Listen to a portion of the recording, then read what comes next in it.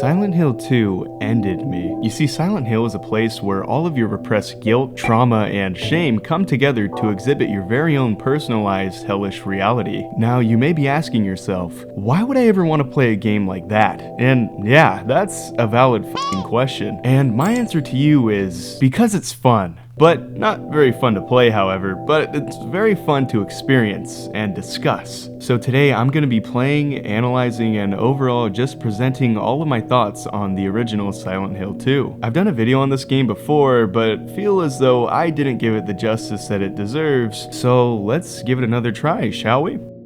Silent Hill 2 was released for the PlayStation 2 in North America on September 25th of 2001. It was then followed by Japan on September 27th and in Europe on November 23rd, all in the same year. Development started in June of 1999, very soon after the completion of the first game. The project was developed by our beloved Team Silent, but this time the team had grown from around 15 people to around 60. In need of someone to help guide these lost souls, Akihiro Imamura stepped up to become the producer for Silent Hill 2. Imamura's first job was actually already for Konami. The first game he worked on was called Track and Field, and it was released in 1983. He was mostly just a programmer until he worked his way up to the lead programmer for Silent Hill 1. Imamura was originally the director for Silent Hill 2, but since the team expanded so much, he decided to provide the role that the team needed instead. Next up, we have my GOAT, Masahi Tsubayama. He is the background and motion designer for the original Silent Hill, the art director and monster designer for Silent Hill 4, and finally he is the town designer and lead director for Silent Hill 2. Talk about a stacked resume, god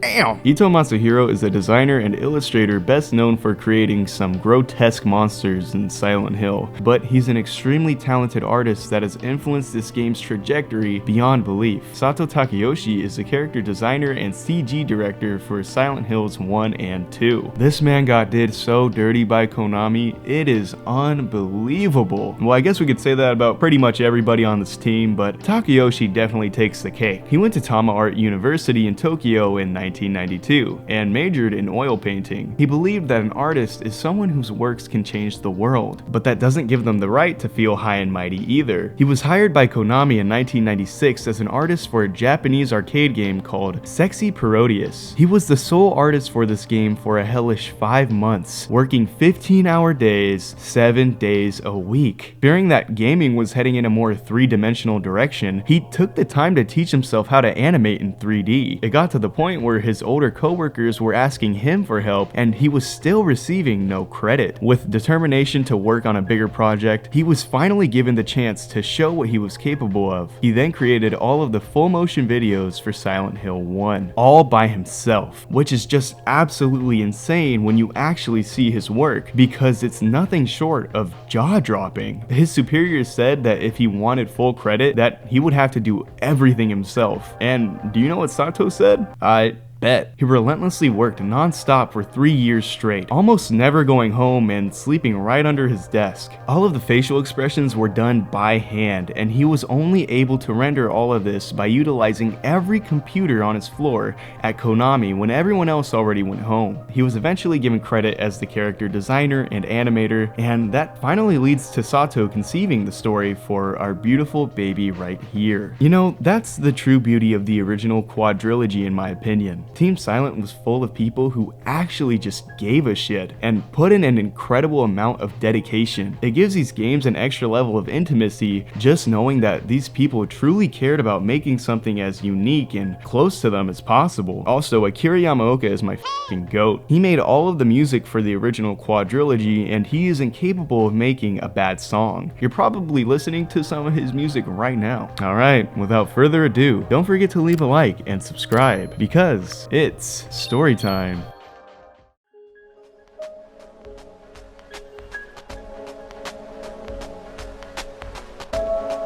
So this guy is James Sunderland, and his objective is a simple one in theory. You see, he's looking for his wife Mary in a small and secluded town called Silent Hill. But there's just one tiny little issue with his objective. Apparently he received a letter from Mary, but that makes literally zero sense because Mary's dead and has been for 3 years due to an unexpected illness. In my restless dreams, I see that town. Silent Hill. You promised you'd take me there again someday, but you never did. Well, I'm alone there now, in our special place, waiting for you. James seems rather stuck on the fact that Mary mentioned their special place. He begins to contemplate which place she's even referring to, even mentioning a park by the lake where they spent the whole day just staring at the water. So as you can see, this whole situation is pretty odd. But we go to check out his whip, and it's a 1977 Pontiac Ventura. Big James here is big ballin'. We take a map of Silent Hill from the driver's seat, and with nothing else to do, we follow down this trail. Oh, and did you hear something? That's because these sounds specifically play only when James is walking, and whenever we stop, guess what happens? It has a tendency to stop as well, making you feel like a cuckoo little crazy little guy, making you feel like you're imagining things a little bit. Maybe you are. Who knows? I'm probably just hearing things. We continue on this trail for quite a long while until we reach a gazebo that covers a well. Looking down, we see some kind of red paper at the bottom, and James says that just looking at it gives him the feeling as if someone was groping into his skull. This kind of feeling is called a tactile hallucination. A tactile hallucination is a false perception of touch, specifically where an individual feels sensation on or under the skin. These symptoms are very common to those who suffer from schizophrenia, severe anxiety, depression, or even obsessive compulsive disorder. Just keep this in mind as the story unfolds. We go through this rusted gate and find ourselves in some kind of graveyard until this happens.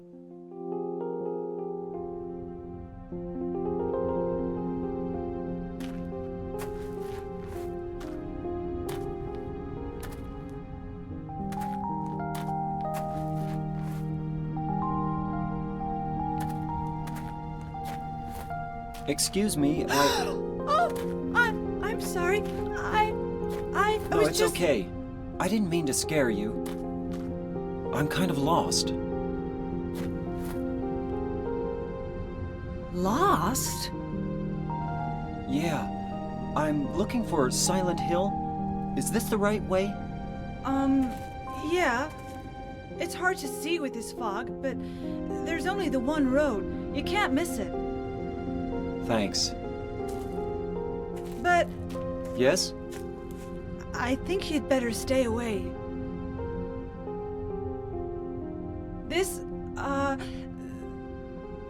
This town, there's something wrong with it. It's kind of hard to explain, but Is it dangerous? maybe. And it's not just the fog either. Okay, It's... I got it. I'll be careful.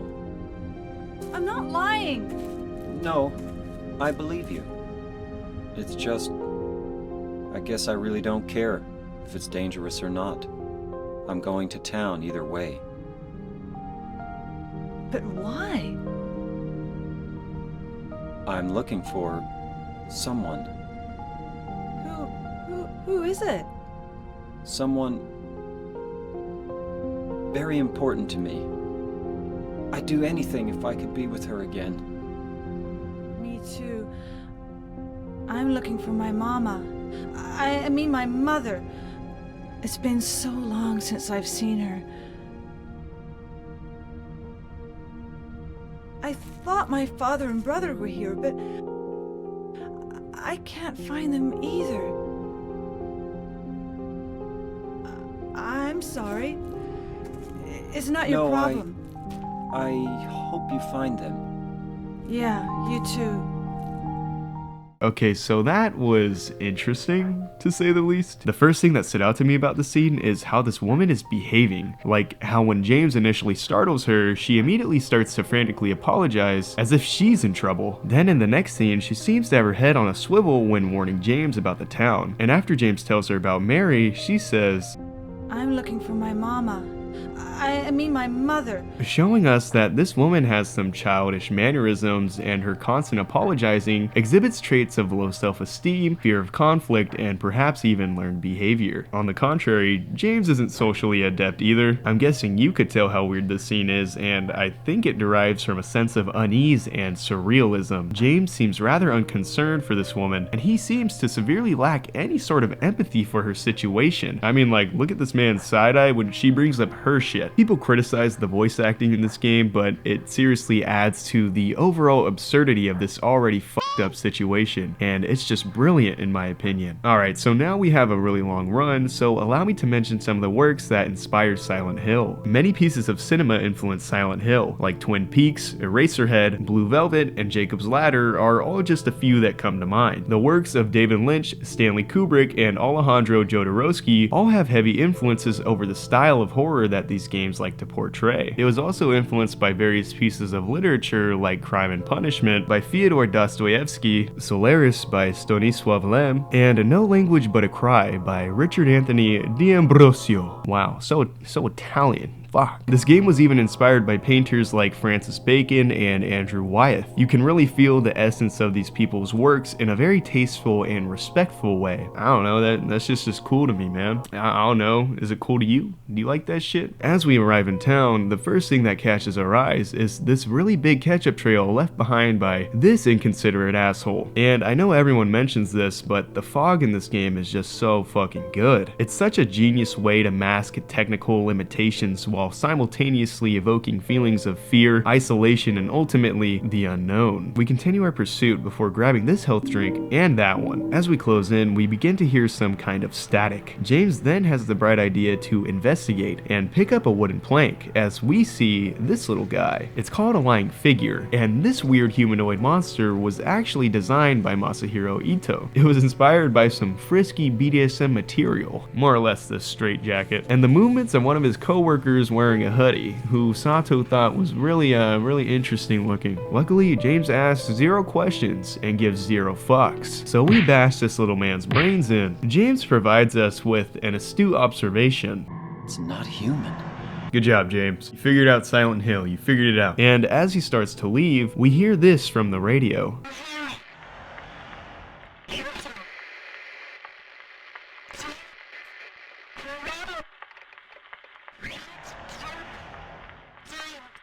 What the?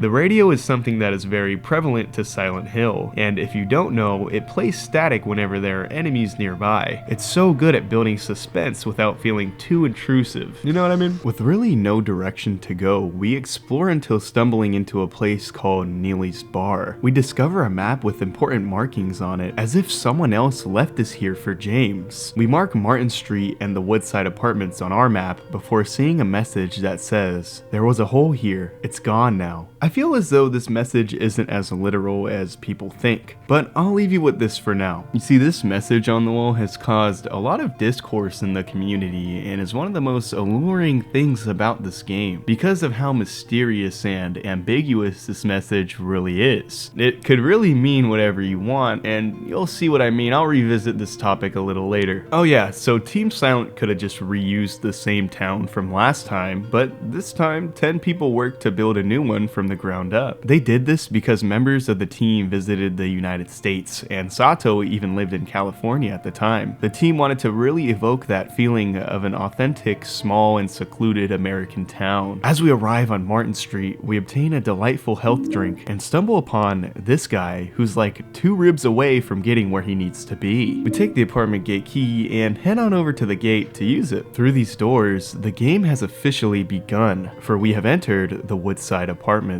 Firstly, we snag the map from this board to our left, then we take this health drink right here, and finally make our way up to the 2nd floor. We immediately go right and take the 3rd door down. In here, we see this really cool shot of James as his shadow enlarges until the light source is revealed to us. If these clothes don't look familiar to you, well, they're actually the clothes that Mary is wearing in the photo in our inventory, which is kinda weird, right? I mean, why would they be here? Of all all places? That makes no sense. We acquire the flashlight and meet a new friend simply named the Mannequin. They seem to be a set of conjoined upper and lower legs combined to a torso. These fellas, yet again, were designed by Masahiro Ito, and they even resemble these dolls by artist Hans Belmer. Ito also mentioned that his inspiration derived from Ashinaga Tanaga monsters in traditional Japanese folklore. They were only meant to be used for an upcoming scene, but later became actual enemies, which is pretty neat, huh? So we go back and make our way to the 3rd floor, and shit starts to get real spooky. We go down the hallway and into this room to see a nice little handgun just chilling in this shopping cart. Isn't that just convenient? We take it and return to the hall as James attempts to reach for this key.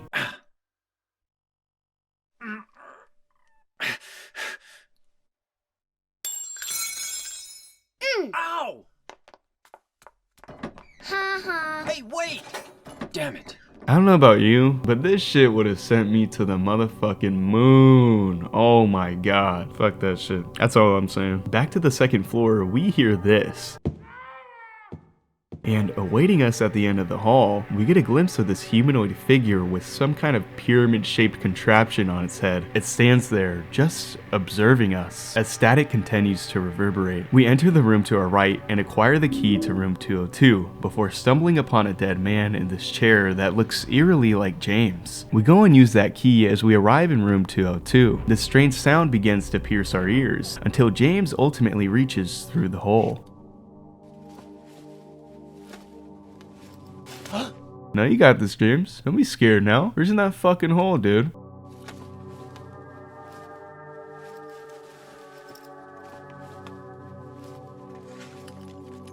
James attains the clock key, and we grab a little health drink for our troubles. Returning to room 208, we use the clock key to see our first real puzzle. Basically, the hands of this clock aren't in the correct position. Luckily, on the wall across are the names Henry, Mildred, and Scott, with etchings of where each hand goes. Finally, some writing on the clock states that the scars from the past shall remove the nail that stops time. There's also a memo that hints towards our solution that varies depending on the riddle level. It goes a little something like this. 3 needles stand of 3 different heights: the fat, the tall, and the thin. From slow to fast, they move to the right. Scott rests not on 3, but 15. So each hand has its own name. Henry is hours, Mildred is minutes, and Scott is seconds. Since the seconds hand is stuck, all we really have to do is set Henry to 9 and Mildred to 2. And voila! We push the clock out of our way and obtain a health drink before we continue. We arrive on the side where our Dorito man was standing, and we go up these stairs to obtain some bullets. As we run to the next room, we see our old pal again, and his name is Pyramid Head, also known as Red Pyramid Thing. And he seems to be partaking in some rather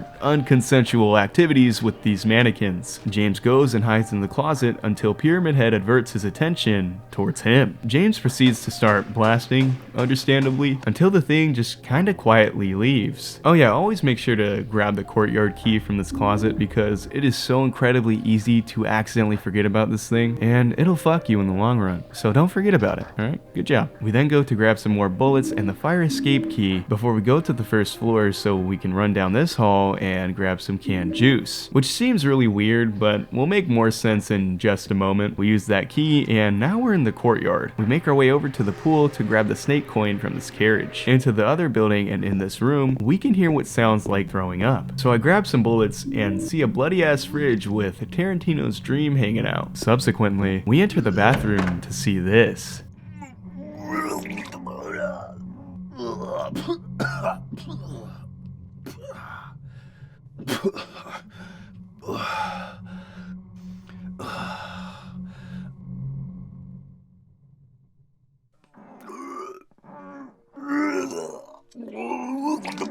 It wasn't me. I didn't do it. Do what? I didn't do anything. I swear. He was like this when I got here. My name's James. James Sunderland. Eddie. Eddie. Who's that dead guy in the kitchen? I didn't do it. I swear I didn't kill anybody. You're not friends with that red pyramid thing, are you? red pyramid thing. I don't know what you're talking about. Honest. But I did see some weird-looking monsters. They scared the hell out of me, so I ran in here. Well, I guess this place isn't too safe either. What happened here anyway? I told you, I don't know. I'm not even from this town. I just...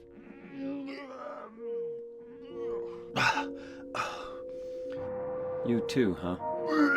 Something just brought you here, right? Yeah, you could say that. Well, whatever it is, I think you better get out of here soon. Yeah, you're right. What about you? I'll leave as soon as I'm done here. Eddie, be careful. James, you be careful too.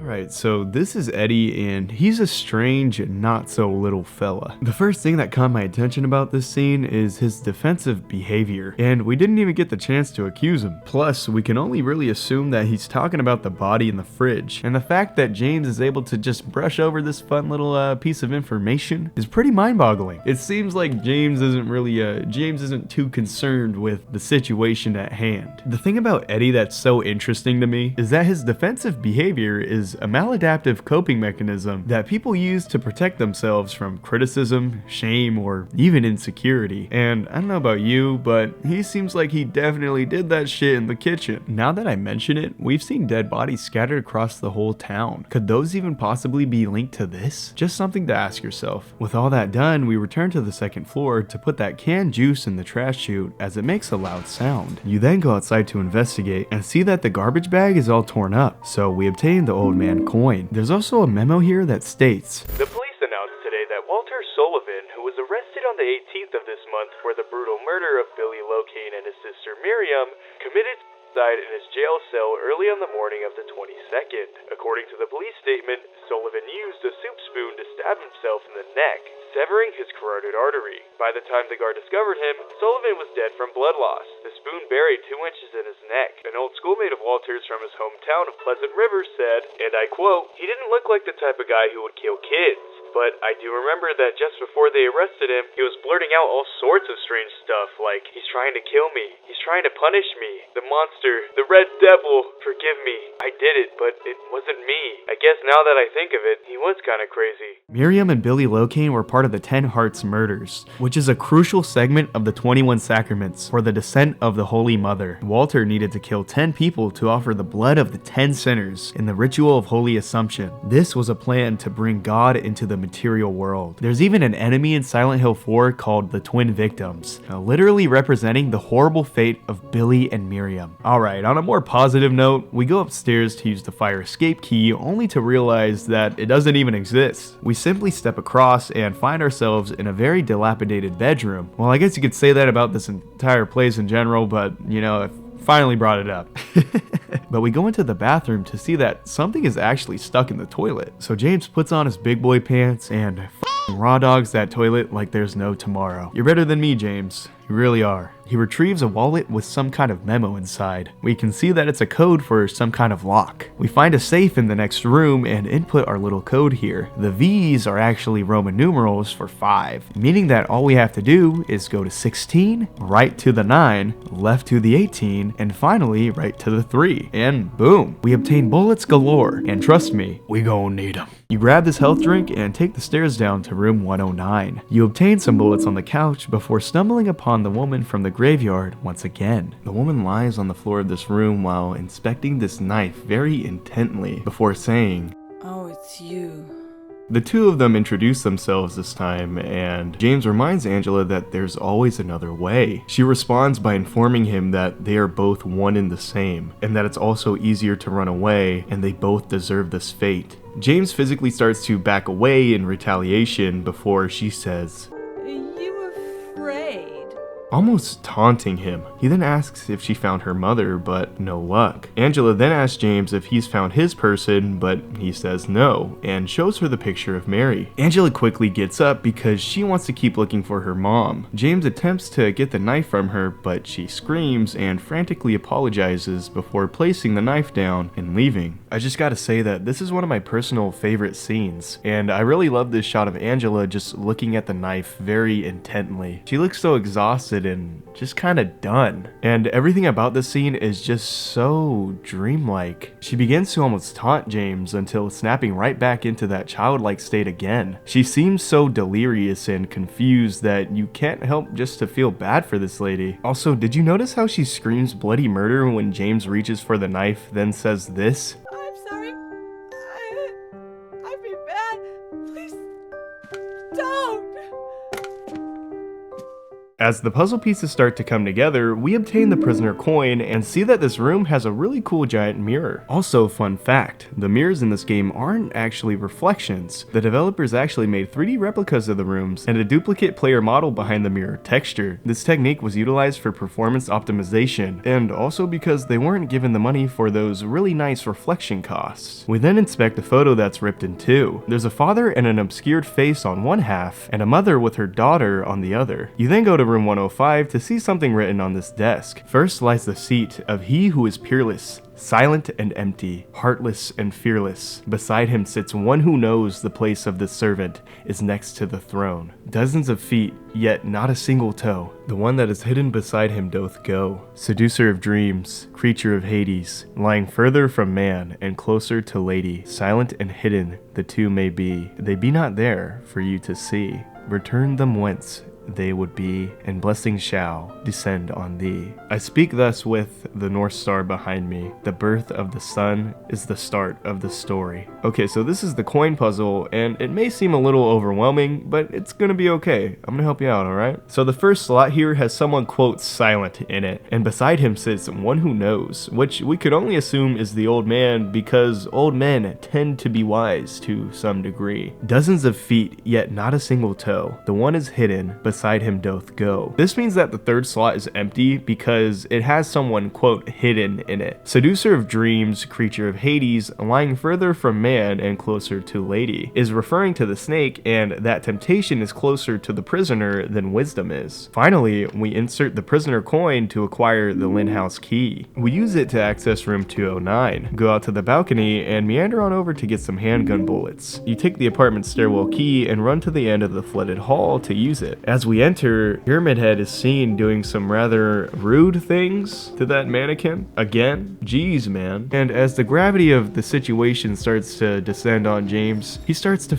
panic. I mean, reasonably so. I would too. So now you have a boss fight, and it's not exactly a typical boss fight, so you may be wondering how we're supposed to win this, because our attacks do a whole lot of nothing. Basically, all we have to do is stall here for a little while, or just mag dump the little guy until some kind of siren goes off, causing him to quietly retreat and descend into the water. The water magically drains, so we continue until we find ourselves finally outside of the Woodside Apartments. You snag a first aid kit and continue until we catch up to that little girl from earlier.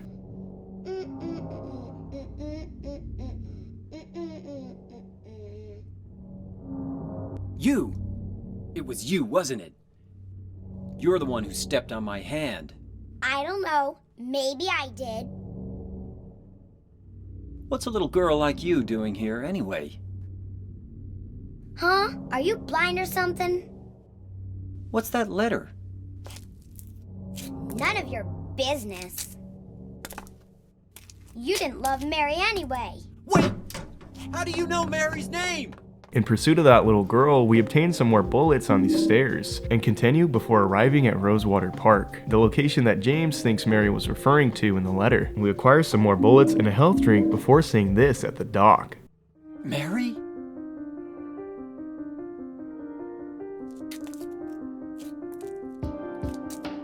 No, you're not. Do I look like your girlfriend? No, my late wife. I can't believe it. You could be her twin. Your face, your voice, just your hair and clothes are different. My name is Maria. I don't look like a ghost, do I?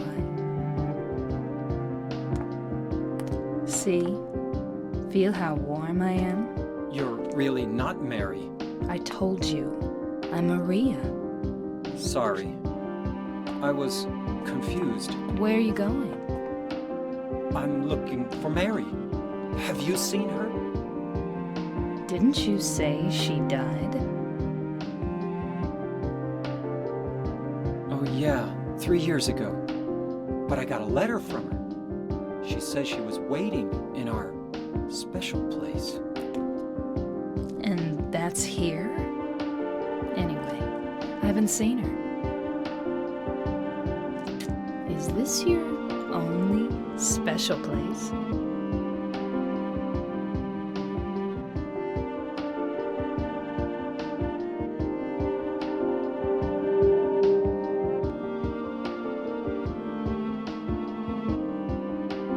Well, there's the hotel too, I guess. The one on the lake? I wonder if it's still there. The Lakeview Hotel? Yeah, it's still there. So the hotel was your special place, huh? I'll bet it was. Don't get so mad. I was just joking. Anyway, it's not that way. It's this way.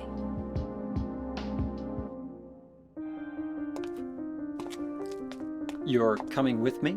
You were gonna just leave me? No, but... With all these monsters around? No, I just... I'm all alone here. Everyone else is gone. I look like Mary, don't I? You loved her, right? Or maybe you hated her. Don't be ridiculous. So it's okay? Yeah, fine. Alright, so it's pretty insane to me how this lady is conveniently named Maria and also looks incredibly similar, if not damn near identical, to Mary. But hey, at least now we have a more clear objective, which is to make our way to the Lakeview Hotel because that's potentially the next special place that Mary was referring to. We also acquire a new weapon, which is a steel pipe from the hood of this car. It has more range and does more damage than the wooden plank, but you can't move while attacking with the pipe, making it just slightly more awkward to utilize. We arrive at a place called Pete's Bolorama, as Maria says, I'll wait here. I hate bowling. I didn't come here to play, you know. Hurry back, okay? "Ooh, you already know I'm about to hurry back." And through this door, we see our old pals once again. So what'd you do? Robbery? Murder? Nah, nothing like that. Huh, you're just a gutless fatso. What'd you have to say that for? I thought you said the cops were after you. No, I just ran because I was scared. I don't know what the cops are doing. But if you did something bad, why don't you just say you were sorry? Well, I guess I run away a lot too. It's no good. They wouldn't listen. Nobody will ever forgive me.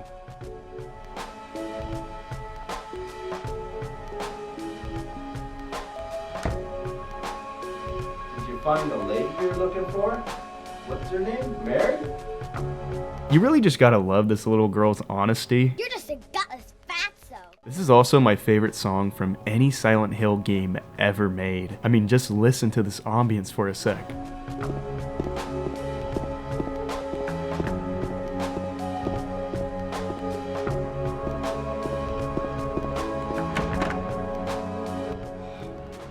Eddie? Oh, you're... James. We met in the apartment building? Yeah, I remember. But,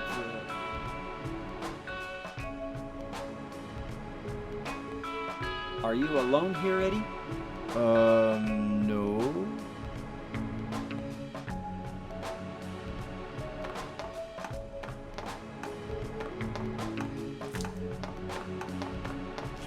Bye-bye. Wait! Come back! Eddie, let's go after her. Huh? Laura? But why? Laura, is that her name? That's what she said. This town is full of monsters. How can you sit there and eat pizza? She said she was fine by herself. She said a fatso like me would just slow her down. Forget you. You attempt to catch up to Laura, but she seems to have gotten away, and Maria has this to say. Did a little girl run out of here? Yeah, she was too fast for me. Aren't you gonna go after her? So we make our way over to this back gate and run down this alleyway just to be met with a dead end. So we try to get through there, but... Is there any other way? Yeah, there is. Right through there. It's no good. It's locked.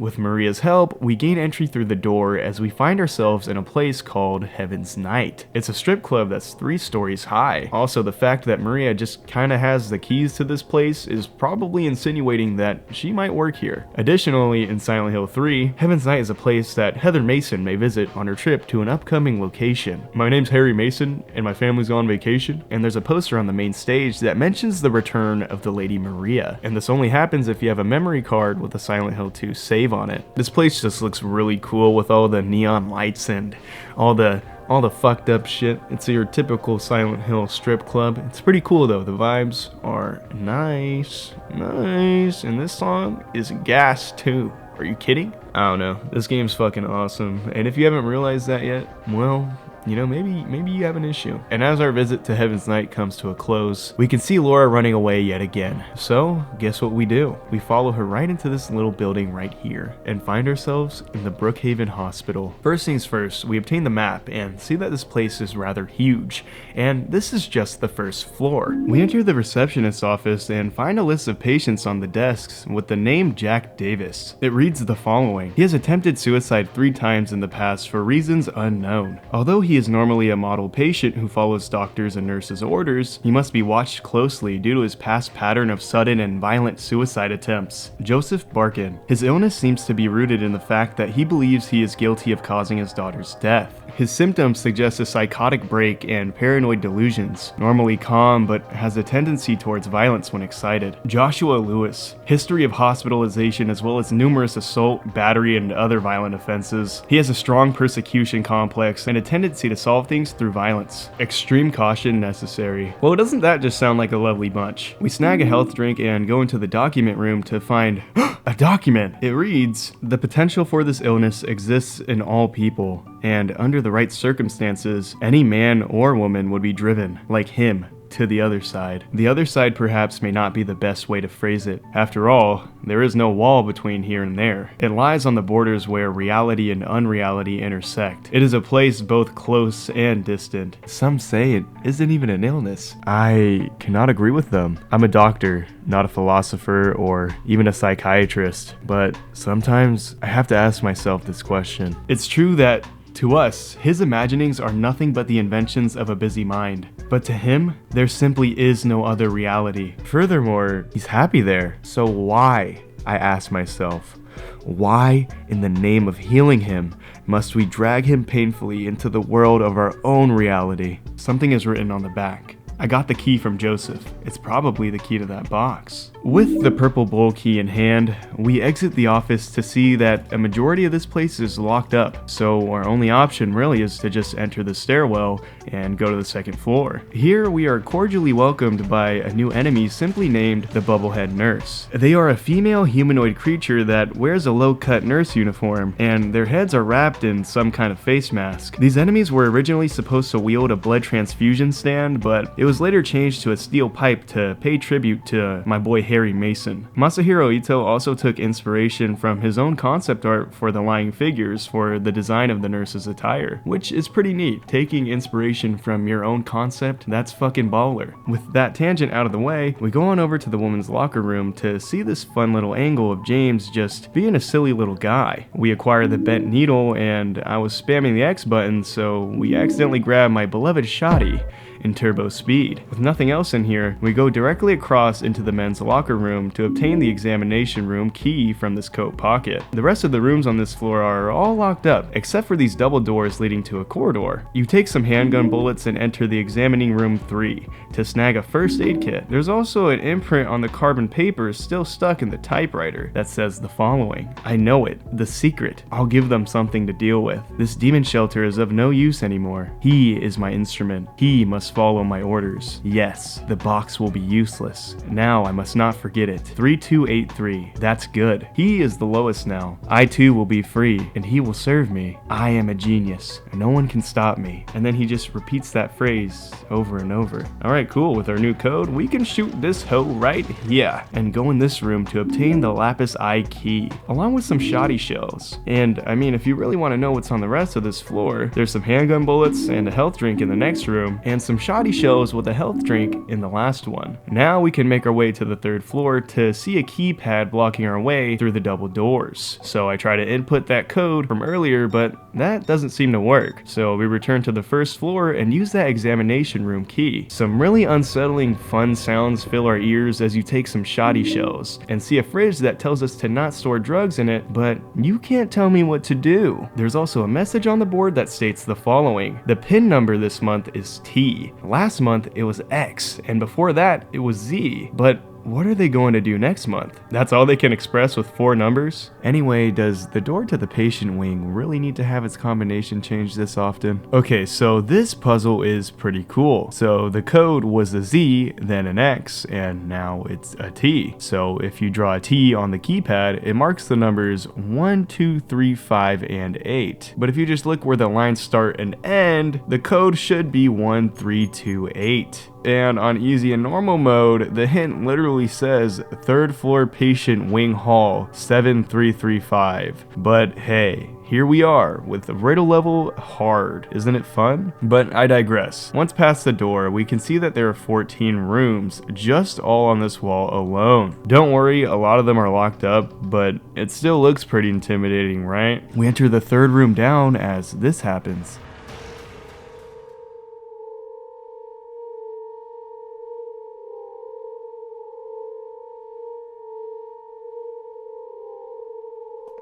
James. Wait a minute. I'm kind of tired.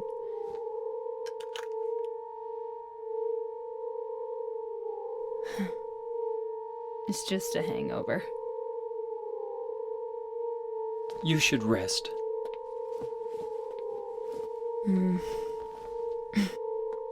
So comfy. I'm gonna go look for her. For Laura. I'll be back as soon as I can.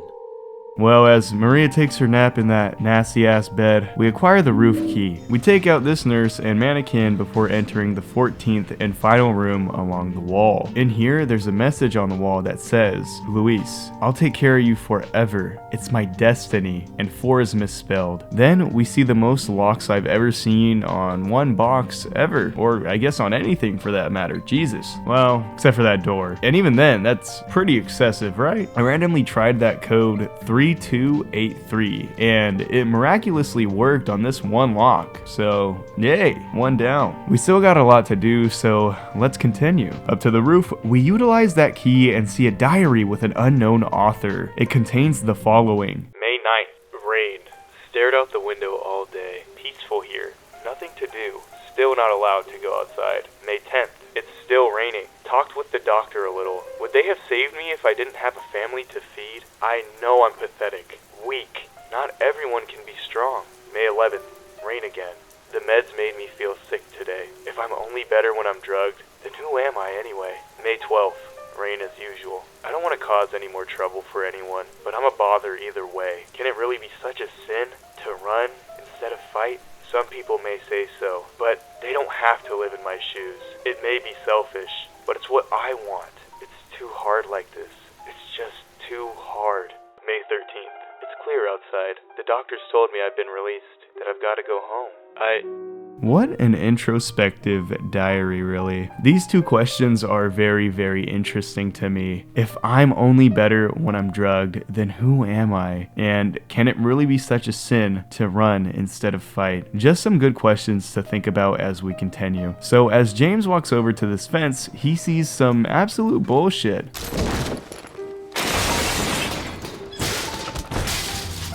And as he awakens, we find ourselves in the special treatment room. There's only one available room that we can enter, and there's something written in blood on the wall. Turn, turn, turn. The numbers better not forget them, so I'll write them down here. The other one, my secret name, and the numbers are 4162. So we return to the 14th room to input the code 4162 and take off another lock. Then we use the lapis eye key to take off another, and finally we use the purple bowl key just to see that there's nothing inside. Wait, just kidding. There's actually a fucking piece of hair inside. Cool, I guess. I don't know. We then arrive at the shower room to combine the piece of hair with the bent needle to make the most ratchet ass little makeshift hook so that we can fish out the elevator key. Like, this is the last shit I would have expected, but here we are. And you know what? We got that key. So we enter the elevator and take it to the first floor. We acquire some shells and some bullets before we are finally able to confront Laura.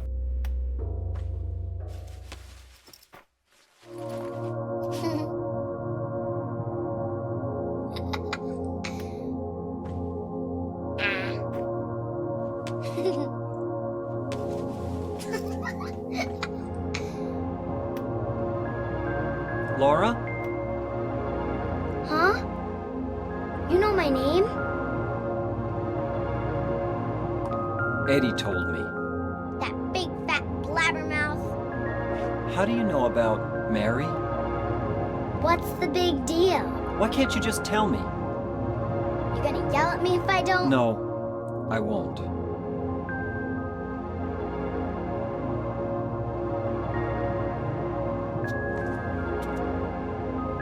I was friends with Mary. We met at the hospital. It was last year. You liar! Laura, Fine, don't believe me. But last year, Mary was already...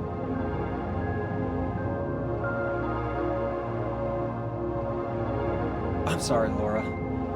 Anyway, let's go.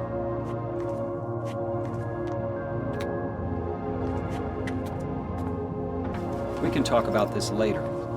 This is no place for a kid. There are all sorts of strange things around here. I can't believe you haven't even gotten a scratch on you. Why should I?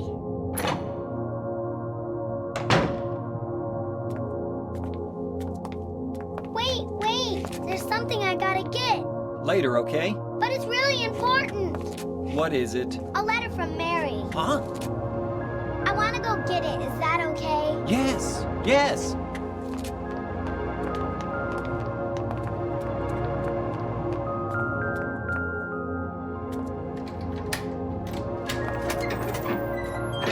Come on, hurry up. Is it in there?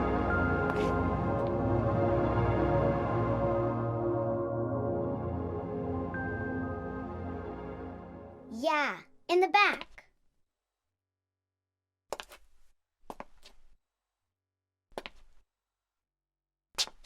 What are you doing, Laura? It's further back in the desk.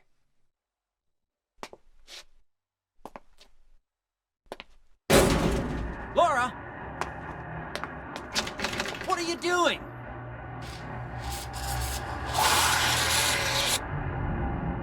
Ha ha, I tricked you. Open the door, Laura. Why should I? I'm a liar, right? Want me to open it? Huh? Do ya? What's the magic word? Laura? Okay, I guess I won't open it. I think I'll just leave you like this. You snotty little brat! Open up! Why, you... Laura? You hurt me! Alright, we start off with a tactical pause because I was not prepared for this in the slightest. But these enemies are named Flesh Lips, and the cage frames on its body were heavily influenced by Isamu Noguchi's statue, The Death Lynched Figure, and the 1976 photograph, Man with No Legs, by Joel Peter Witkin, which also appeared in the film Jacob's Ladder. Ito also drew inspiration from the painting called Second Version of Triptych 1944 by Francis Bacon. This creature is bound to a grid-like lattice, and its mouth is found on its stomach. The fun part about this fight is that there's multiple of them in this tight-ass space. They tend to do this little attack where they just kind of start strangling James, but we pretty much just blast them with our shoddy until this happens.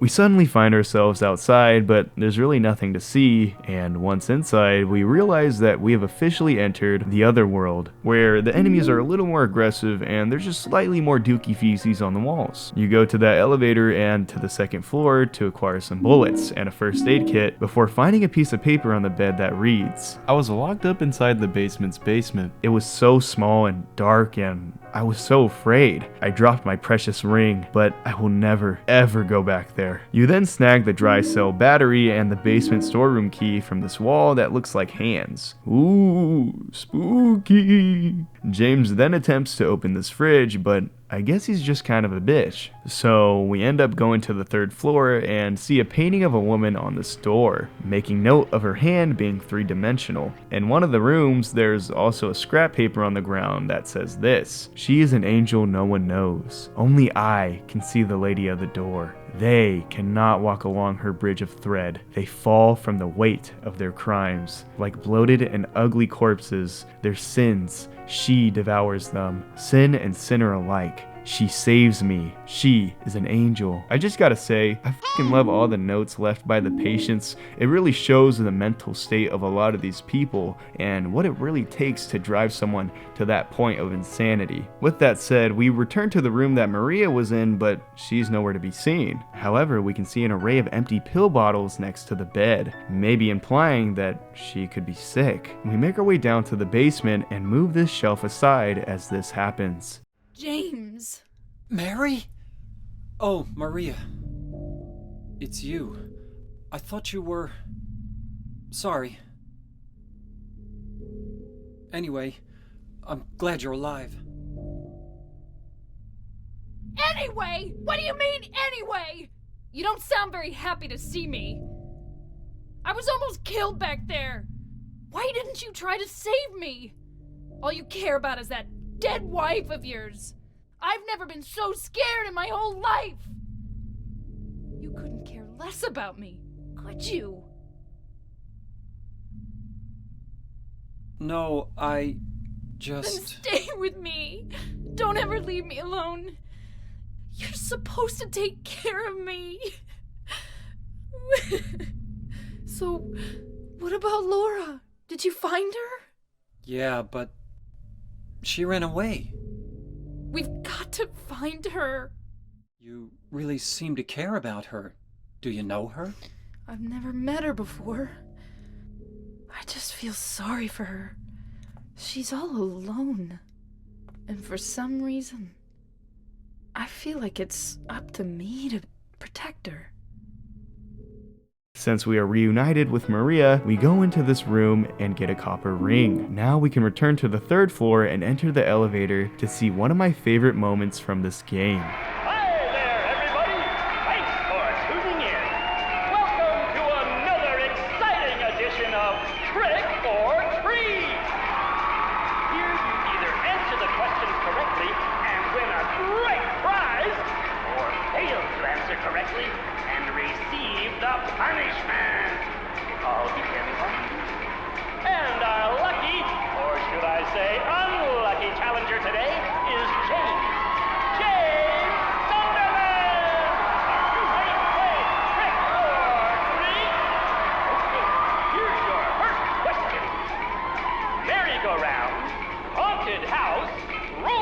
coaster, Ferris wheel, and teacup.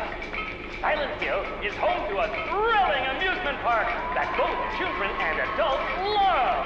The question is, what is the name of this amusement park? 1. Fantasyland. 2. Silent Hill Amusement Park. 3. Lakeside Amusement Park. Okay, quickly on to question number 2. Silent Hill witnessed a gruesome murder a few years back. A brother and sister were playing in the road when they were attacked and chopped into pieces with an axe. Torn flesh, smashed bones, splattered blood, and finally... What a terrible tragedy.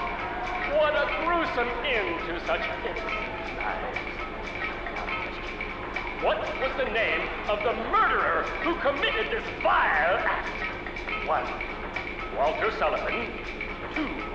Scott Fairbanks. 3. Eric Dave. Now for our third and final question. South of the lake is a deserted old neighborhood called South Vale. From there to Palevale, the central resort area northwest of the lake, there's only one road you can take. Just one road, no more. The third and final question is, what is the name of that road? 1.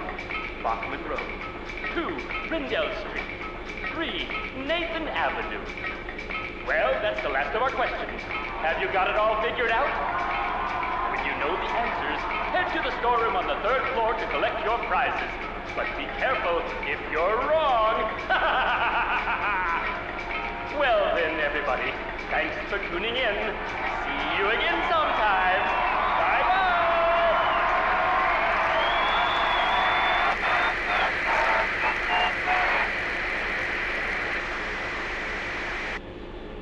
What was that? So that was really fucking trippy, huh? Like, what in the Goosebumps Horrorland is going on around here? This whole thing is just hilarious. Like, that just threw me so off when I first played this game.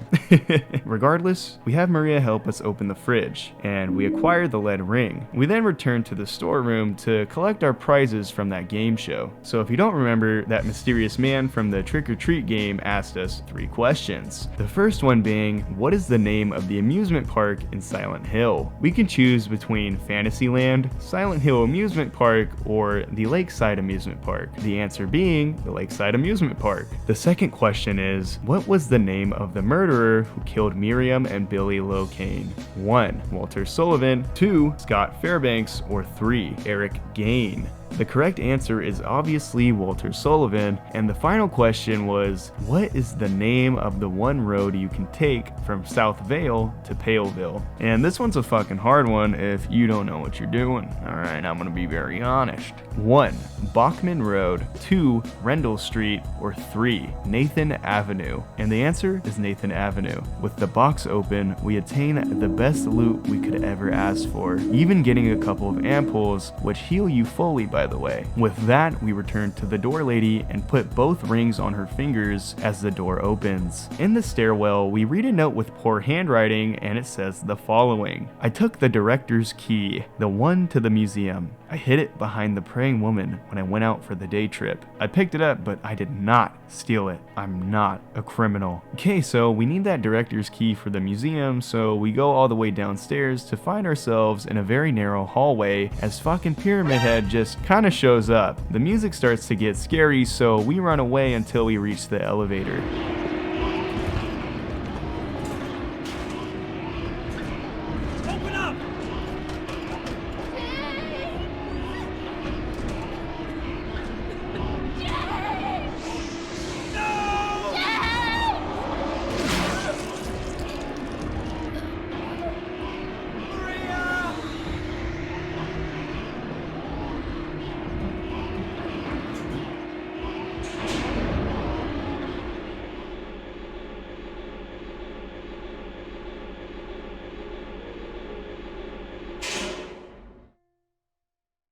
James just kind of sits here in a very defeated and maybe even ashamed manner, feeling like he failed Maria, or maybe even feeling inadequate. And as the elevator doors open, we now have access to the director's room, and inside we see a map that states the following: he who is not bold enough to be stared at from across the abyss is not bold enough to stare into himself. The truth can only be learned by marching forward. Follow the map. There's a letter and a wrench. Lindsay Street is then marked on our map saying letter and wrench, along with Rosewater Park and the Silent Hill Historical Society. You take the hospital lobby key as we see Laura walking in the dark outside. As our visit to the Brookhaven Hospital comes to a close, James begins to think to himself, Maria's dead. I couldn't protect her. Once again, I couldn't do anything to help. Laura has run off somewhere. Mary, what should I do? Are you really waiting somewhere for me? Or is this your way of taking, I'm going to find Mary? It's the only thing I have left to hope for. As James finally begins to question his reality, we have another long walk, so allow me to clarify what we saw in the hospital. So we saw 3 patients mentioned in the receptionist's office: Joseph, Joshua, and Jack, all having some kind of behaviors that relate to psychotic breakdowns or paranoid delusions or suicidal attempts. Next, we saw a doctor who left himself anonymous, mentioning some kind of illness being on the other side, and that the potential for that illness exists in all people. The note seems to be closely related to Joseph Barkin, a man who believes that he's responsible for the death of his daughter. Joseph is the one who actually wrote the note on the wall, and the hair in that box is his daughter's. He also wrote the bloody note in the padded room, but seeing just how much blood there was, it's unlikely he survived after writing this. Basically, all these patients could be a reflection of our own reality, and do with that what you will for right now. So as the other world has now taken over, we gotta run across town, and while we do that, I'm gonna list some Silent Hill street names and tell you what they're referencing.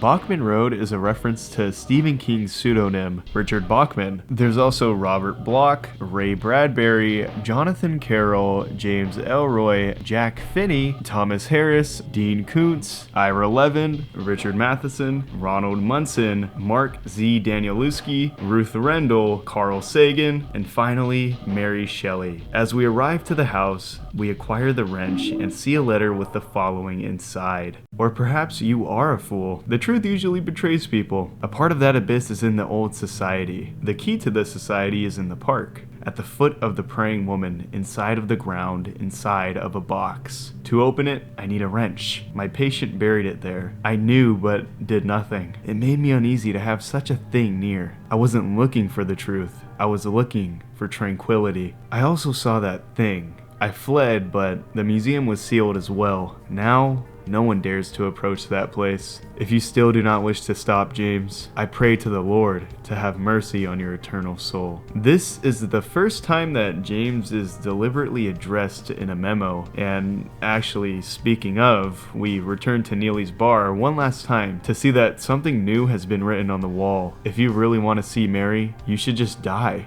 But you might be heading to a different place than Mary, James. Yeah, it seems that whoever or whatever is writing these messages are directly written to James. Whether it's just lies, a threat, or even something to taunt James, well, I guess we'll just have to wait and see. Our next objective is at Rosewater Park, so we go at the end of the street to see a message that says this: the door that wakes in darkness, opening into nightmares. You go through and meander through these houses until we arrive at the Rosewater Park. We see that there is something buried behind the statue, so we dig up the hole and utilize that wrench to acquire the old bronze key. With all that done, we can start our treacherous journey into the Historical Society, and this run is long, and by long I mean it's pretty fucking long. Like, look, I'm still going, god damn. As we arrive at the Historical Society and use that key, we step foot inside and see that this place is also pretty messed up.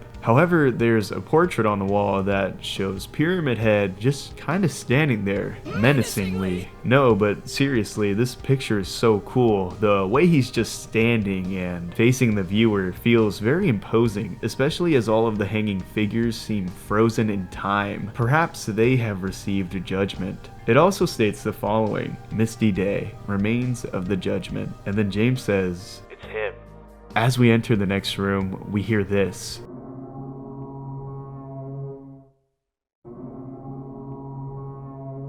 And see some pictures on the wall. This one mentions Brookhaven Hospital and that it was built in response to a great plague that followed a wave of immigration to this area. There's also a photo of the old director, and we see a picture of a random hole. Weird. And as we enter the giant and ominous hole in the wall, we have officially started our descent to hell, or maybe something even deeper than that. As we reach the end, you appear to be in some kind of prison, and in this room right here, we snag some bullets before seeing some more photos. This one mentions the Toluca prison camp, a place that was built during the Civil War, later became Toluca prison. The next one is called Death by Skewering, an execution at the prison. Death by skewering or strangling. To choose his death is the prisoner's last taste of freedom. That last line is cold as fuck. The final picture states, crimson and white banquet for the gods. And with that, we see the hole from the picture from earlier. And with really no other options, James takes the plunge. We find ourselves at the bottom at some kind of well, and I guess we're just kind of stuck here. You desperately start to analyze the walls until finding a spot that's just a little different. So we pull out the pipe and start going to town. As the wall crumbles, a door is then revealed, so we go through and are welcomed by a lying figure. I blast his ass and his boys before we enter a room where we obtain the spiral writing key, but as we attempt to leave, the door is suddenly locked and our flashlight has stopped working. We open our inventory to use that dry cell battery to replace the old one. We then see a ton of roaches everywhere and there's too many to kill, so I go for the door to find a lock pad with 3 lit up buttons. So I try inputting 1, 2, 3 and that doesn't seem to work, but 3, 2, 1 seems to do the trick. Oh yeah, this code is random by the way, you just kinda gotta guess. I go to the next room over to see that things are getting even more strange somehow, but we use the spiral key to descend even further. As James begins to collect himself, he waves his flashlight around before saying this.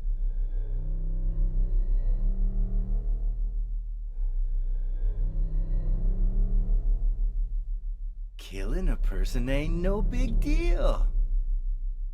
Just put the gun to their head.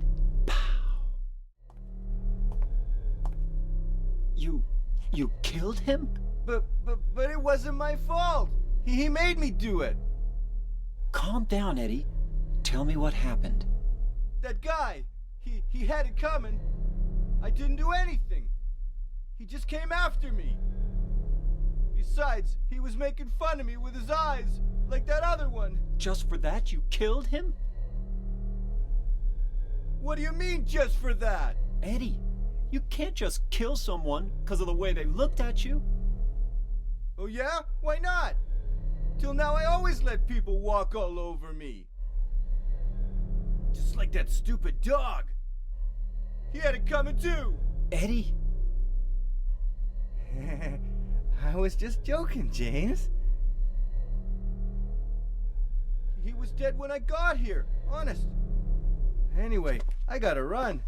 You're going out there alone? Yeah. Eddie?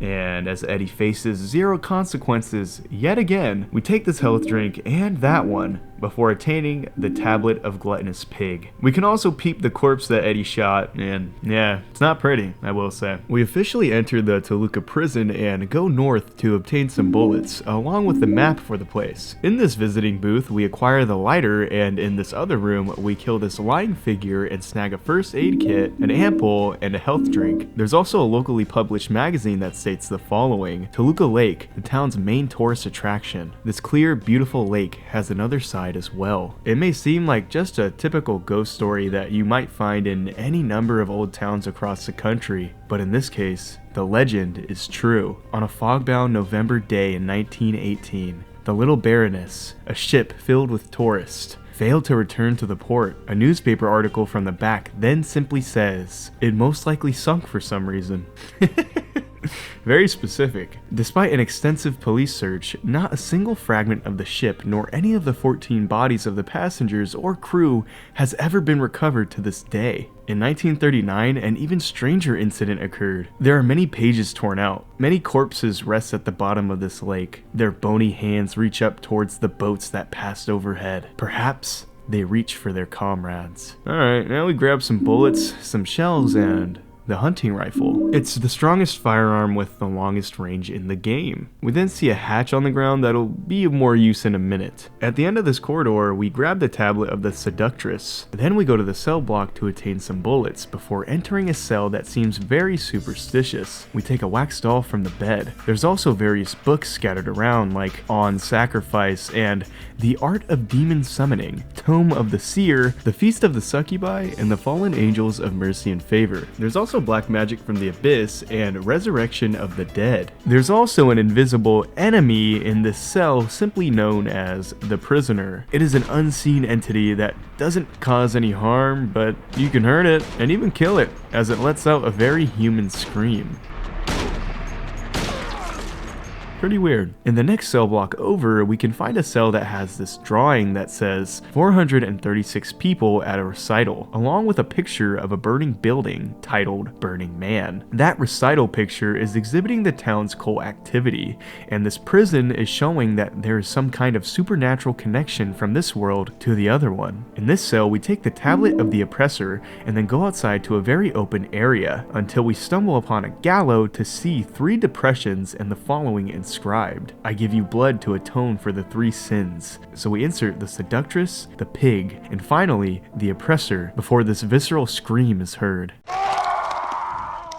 Returning to the door, a horseshoe has magically appeared and returned to that locked hatch from earlier. The solution here is pretty funny. We must burn our wax doll with the lighter so that the wax melts, and use the horseshoe as a handle as the wax re-solidifies. With that, we jump down even further to find ourselves in this really gross hallway and go through this door to enter some kind of morgue with a lot of toes dangling about. Down another hole we go, and even another, before entering an elevator that descends for quite a little while. And once it opens, we can see a plain wooden door. Going through, we have officially entered the Labyrinth. This place contains many narrow hallways, and it doesn't give us a map, so we're forced to use our noggin a little bit here. I take out some lying figures and see a doorway that is completely blocked by wires. Down this ladder, we can see that we are ankle deep in some water, and the walls are now kinda fleshy. But we climb this ladder to find this cube, which just so happens to be our next puzzle. Whenever you rotate this cube, the room rotates along with it. You just gotta rotate it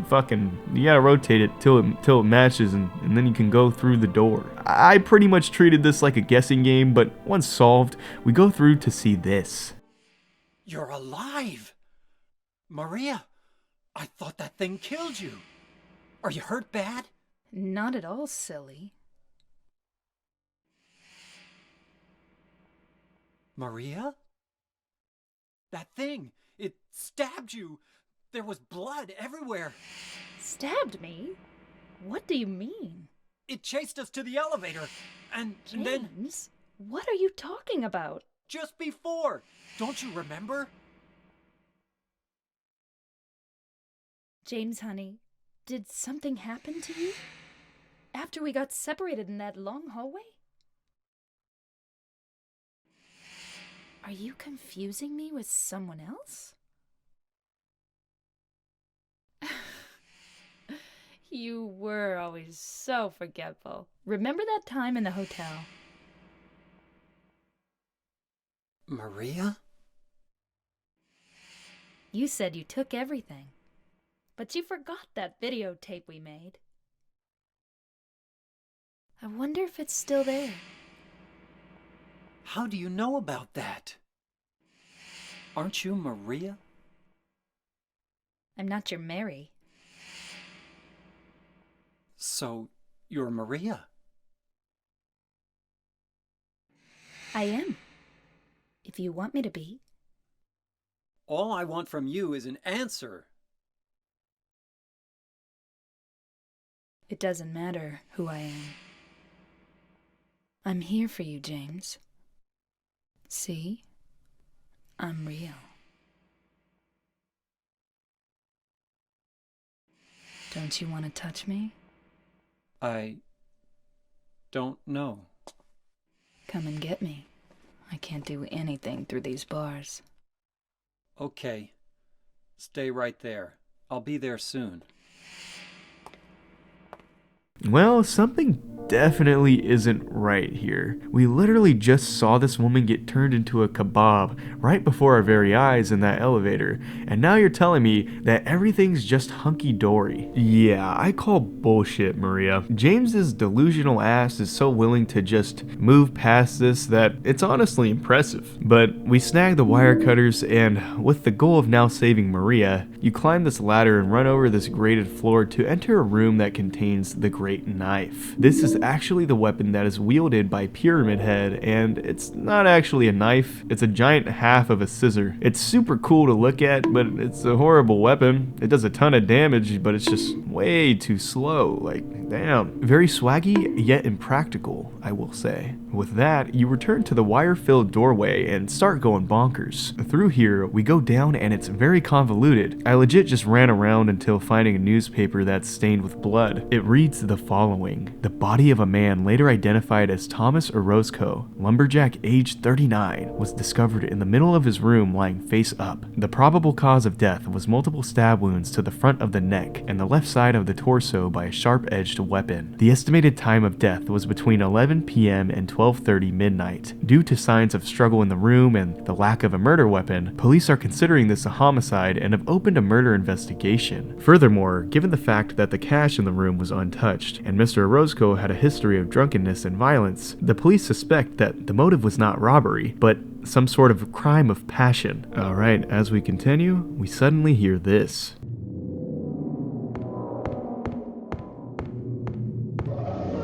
Daddy,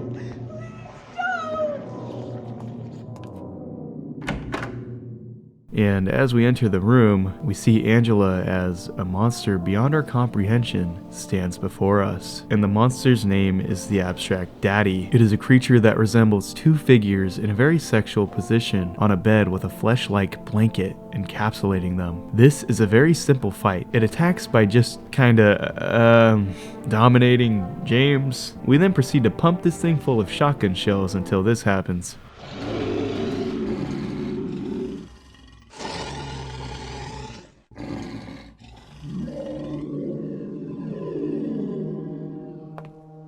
Are you okay?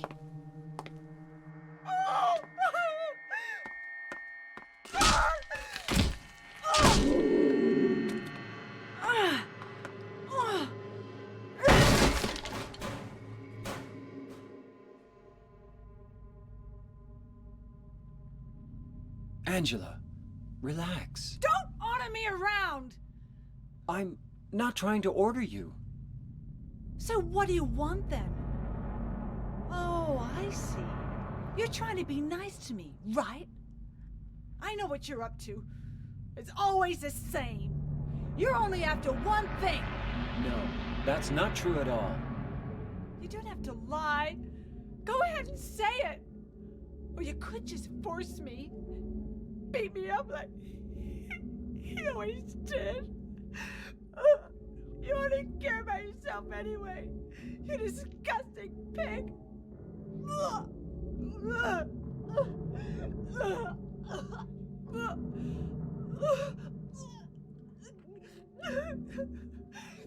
Angela.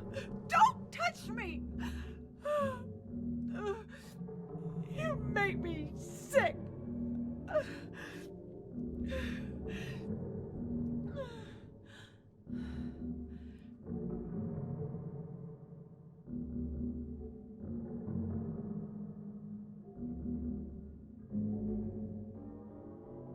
You said your wife Mary was dead, right?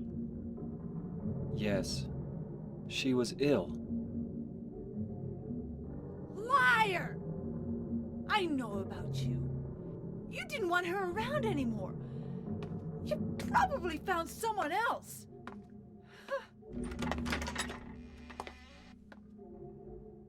That's ridiculous. I never.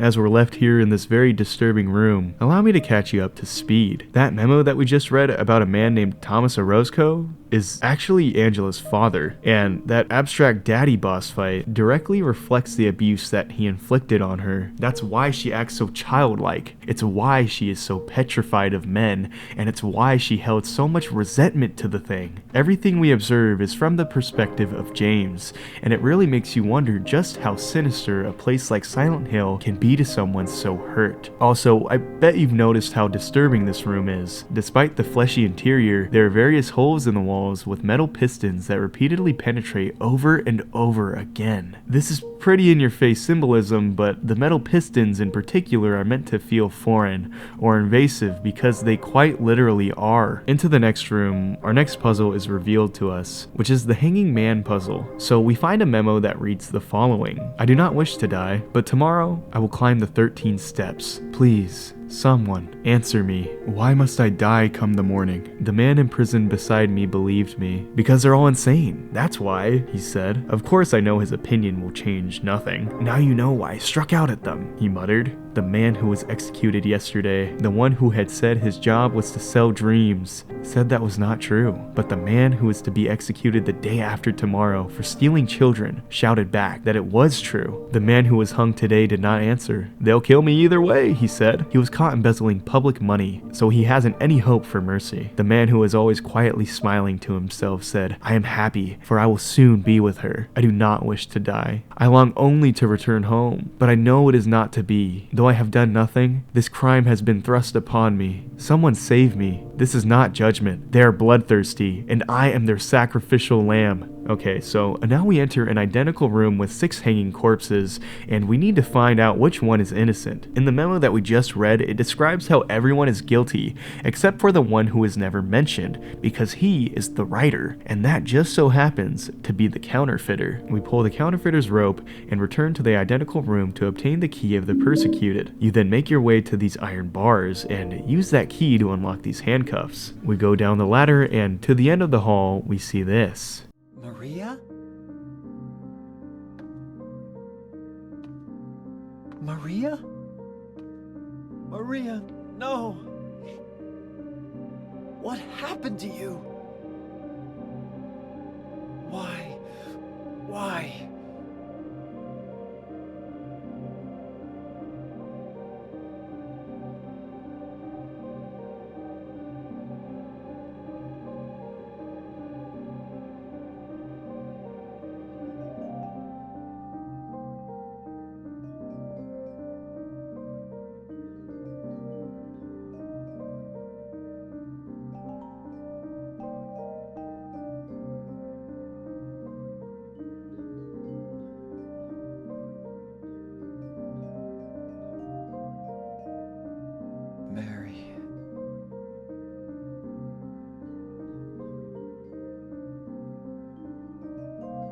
With that, our visit to the Labyrinth has officially come to a close. You find yourself wandering into some kind of graveyard with various gravestones. One of them says Walter Sullivan, another says Miriam K. Traitor, which could be a reference to Miriam Locane, but I'm honestly not exactly sure if this means anything. There's also an epitaph that states, this felon drank one last bottle of ale before he was executed, and laid here to his eternal rest. There's then 3 more, with the names Eddie Dombrowski, Angela Orozco, and last but not least, James Sunderland. The other 2 graves are filled, but James's is still hollow. With nothing else to do, you start your descent down your own grave, until we reach this red door, to have our final encounter with Eddie.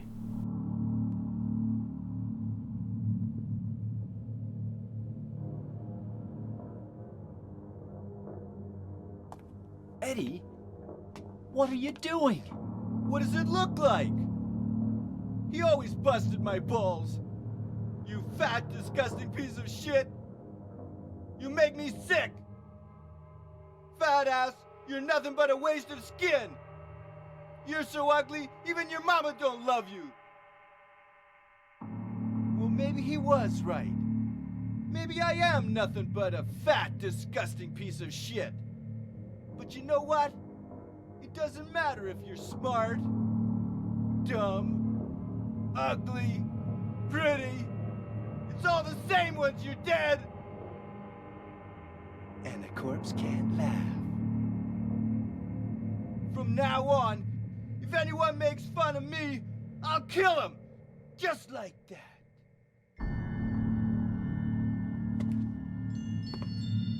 Eddie, have you gone nuts? I knew it. You too. You're just like him, James. Hey, I didn't mean anything. Don't bother. I understand. You've been laughing at me all along, haven't you? Ever since we first met. I'll kill you, James! This fight is pretty hilarious. It's just like two drunk dads just kinda going at it. But I start to get impatient, so I equip our trusty old wooden plank and absolutely stunlock his ass until he just kinda runs away to the next door. Little pussy. We chase his ass down until he says this. Do you know what it does to you, James? When you're hated, picked on, spit on, just because of the way you look, after you've been laughed at your whole friggin' life. That's why I ran away after I killed the dog. Ran away like a scared little girl. Yeah, I killed that dog. It was fun. It tried to chew its own guts out. Finally died all curled up in a ball. Then he came after me. I shot him too, right in the leg. He cried more than the dog.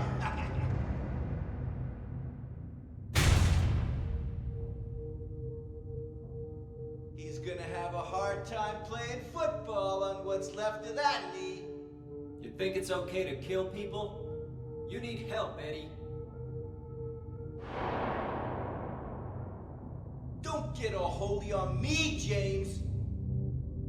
This town called you too. You and me are the same. We're not like other people. Don't you know that? Let's party!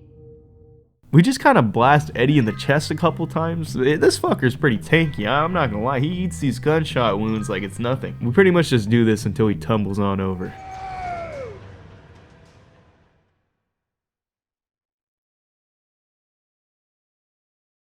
Eddie? Eddie? I killed a human being. A human being.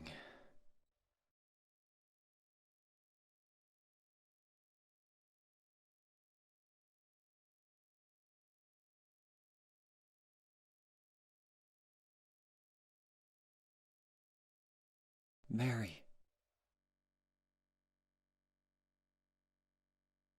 Did you really die 3 years ago? As we leave the meat locker and realize that Eddie was kind of a dickhead, there's a theory that Eddie never actually killed anyone, and all of those bodies we saw across town were just monsters that Eddie killed. And the reason they look like James is because they represent his desire to be castigated or punished. I think this theory actually has some merit to it because Eddie is very similar to the character Pyle from the film Full Metal Jacket. Honestly, there's a pretty big parallel between James and the character Joker as well. Joker empathizes with Pyle, and no matter how many times he tries to help him, nothing seems to work. Pyle has this slow descent to insanity that closely aligns with Eddie's. I just think that Eddie is a super interesting character and that he represents just how dangerous a persecution complex or a victim mentality can really be. Our next objective is to hop into this little boat and row our way across Toluca Lake. However, it seems to be shrouded in the thick blanket of mist. You turn until you notice a small light in the distance and row for quite a while until arriving at a dock with a camera angle that shows us a whole lot of fog. We go up some stairs and acquire the Little Mermaid music box from this fountain. As we get this very cinematic shot, we go to finally enter Mary's special place, which is the Lakeview Hotel. First things first, we obtain the map with a message saying, "Waiting for you." What's this? Room 312. That's the room Mary and I stayed in. Mary, are you there?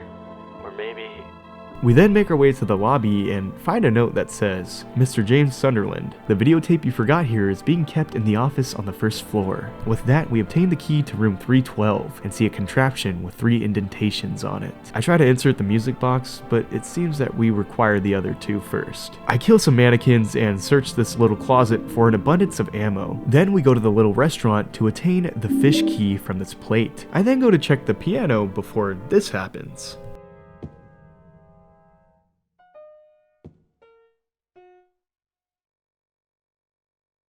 Did I scare you?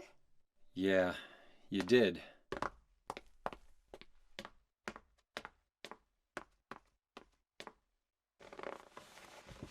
You're here to find Mary, aren't you, James? Well, have you? No. Is that why you're here too? She's here, isn't she? If you know where she is, tell me.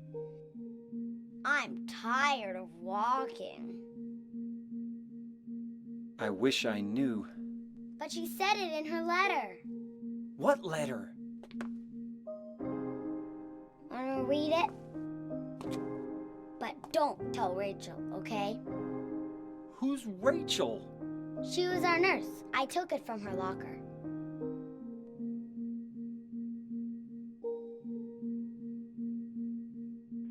My dearest Laura, I'm leaving this letter with Rachel to give you after I'm gone. I'm far away now, in a quiet, beautiful place. Please forgive me for not saying goodbye before I left. Be well, Laura. Don't be too hard on the sisters. And Laura, about James. I know you hate him because you think he isn't nice to me, but please give him a chance. It's true, he may be a little surly sometimes, and he doesn't laugh much, but underneath he's a really sweet person. Laura, I love you like my very own daughter. If things had worked out differently, I was hoping to adopt you. Happy 8th birthday, Laura. Your friend forever, Mary. Laura, how old are you? I turned 8 last week. So, Mary couldn't have died 3 years ago. Could she really be here? Is this the quiet, beautiful place she was talking about? Me and Mary talked a lot about Silent Hill. She even showed me all her pictures. She really wanted to come back. That's why I'm here. Maybe you'll get it if you see the other letter. The one, Mary. Huh? I must have dropped it. Laura! I gotta find it. Laura! Once we exit the room, an abstract daddy appears, so we put the old dog down with my beloved Shoddy, before going downstairs to this creepy corridor to get some thinner that'll make more sense in a second. You then make your way to the second floor, so we find a room with a briefcase, and use the fish key to obtain the key to room 204. We enter room 204 to acquire the employee elevator key, and see another briefcase, but this one has a 4-letter code. Luckily, a photograph on the bed has been colored over with marker, so we utilize that thinner to reveal the code for the briefcase, which spells DOSE.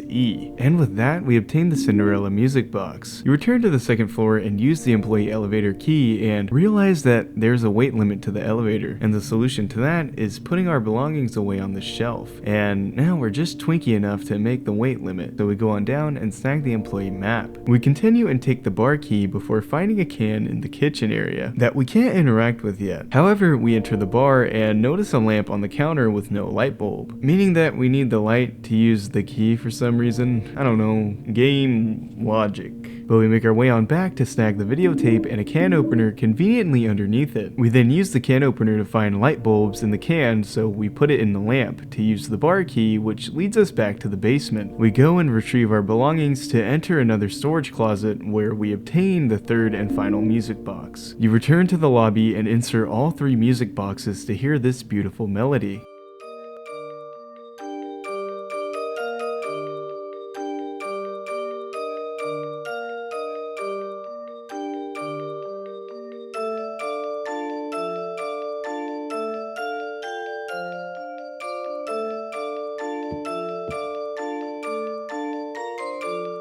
We We take the hotel's stairway key and use it in the stairway to gain access to the 3rd floor. Up here, we enter room 312 and insert the videotape into the VCR to see what really happened between James and Mary.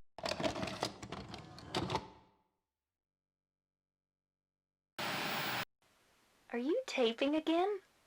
Come on. I don't know why, but I just love it here. It's so peaceful. You know what I heard? This whole area used to be a sacred place. I think I can see why. It's too bad we have to leave. Please promise you'll take me again, James.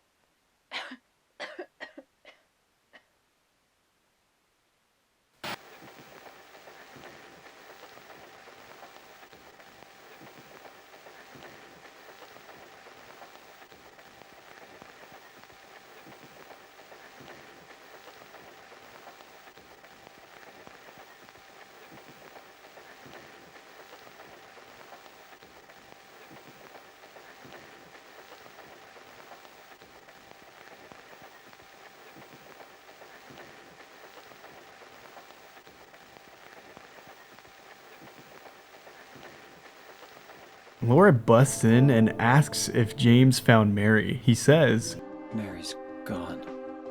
She's dead. And Laura can't accept it, especially after James admits this.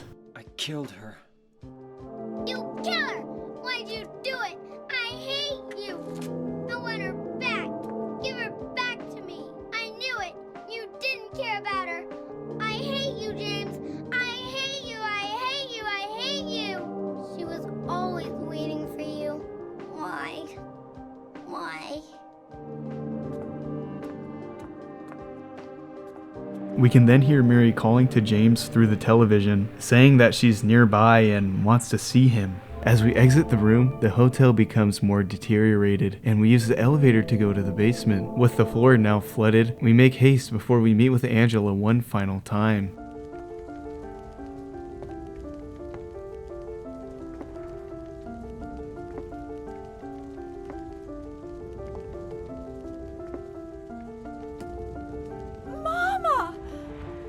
I was looking for you.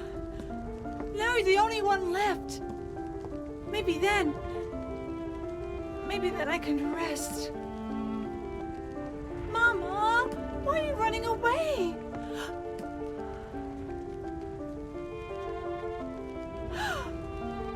You're not my mama. It's you. Oh, I'm sorry. Angela, no.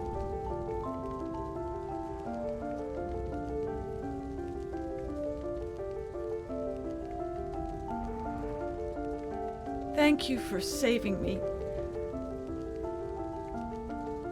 But I wish you hadn't. Even Mama said it. I deserved what happened. No, Angela, that's wrong.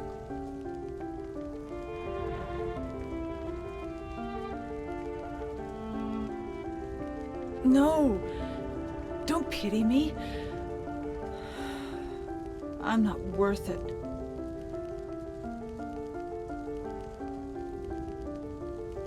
Or maybe you think you can save me. Will you love me? Take care of me? Heal all my pain?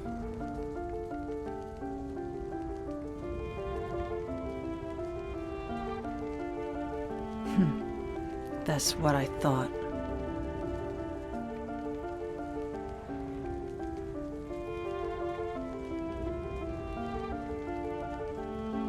James, give me back that knife. No, I won't. Saving it for yourself? Me? No, I'd never kill myself.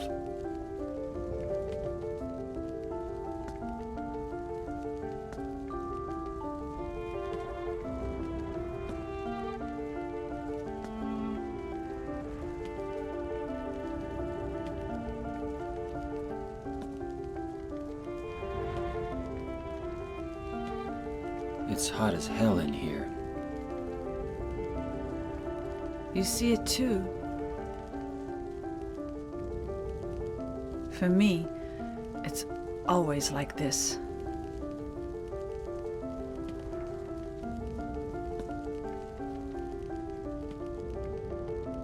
Before we continue, let's talk a little more about Angela real quick. Angela had a very abusive and traumatic childhood, and she believed that she would never be able to find true happiness in her lifetime. Her father was Thomas Orozco, an alcohol-addicted lumberjack that abused Angela physically and sexually throughout her life. Even her own brother committed these heinous acts as well. This explains Angela's warranted animosity towards the male gender. While all of this was taking place, Angela couldn't even turn to her own mother for help, for she was an enabler. She would constantly berate Angela and remind her that she deserved this fate. Despite Angela's mother being fully aware of the situation at hand, she willingly turned a blind eye on her own daughter. However, Angela's mom would eventually leave the picture, rendering Angela fully alone with her two abusers. Also, that memo from earlier recalls Angela killing her father by stabbing him repeatedly, and in the novelization of Silent Hill 2, written by Satomu Yamashita, it mentions that she also took care of her brother. Being in this panic-induced state and having nowhere else to go, she returned to Silent Hill in hopes to find her mother. It's never actually revealed if she's alive or not, but that's the story of Angela Orozco, and I think it's a very important one. I just love when games aren't afraid to delve into deeper topics of conversation. It's just really cool to see victims of assault being represented in a game that wants you to feel for these characters instead of ridicule them. Also, random question, how old do you think Angela is? Really, get a good look at her. How old do you think this lady is? She is only 19 years old and looks at least 27, and this was done on purpose. Victims of child abuse scientifically can age faster compared to those who don't experience abuse, mentally and physically. Now, let's take a moment and analyze the final scene between James and Angela. The first thing that we can notice is that everything is set ablaze, for we are in Angela's world now. She then delusionally believes that James is her mother until realizing that is false. She kind of taunts James by making him realize that he's not her savior, and as he refuses to give her the knife, Angela walks up the stairs until James says, It's hot as hell in here. This line right here is so cool because it's literal. James is directly acknowledging the heat. He can't see the flames as the player does, for this is what it's always like for Angela. Her whole world is constantly on fire. And as she walks up the stairs, we see two stitched sort of paintings on the walls, representing her father and brother. This is the last time we see Angela. Whether she continues her search, leaves Silent Hill, or ends her life, it's never disclosed. However, I believe that she went and immolated herself, meaning that she just kind of burned to death, maybe letting the flames consume her. With all that said, we run through this grated hallway to face our guilt directly.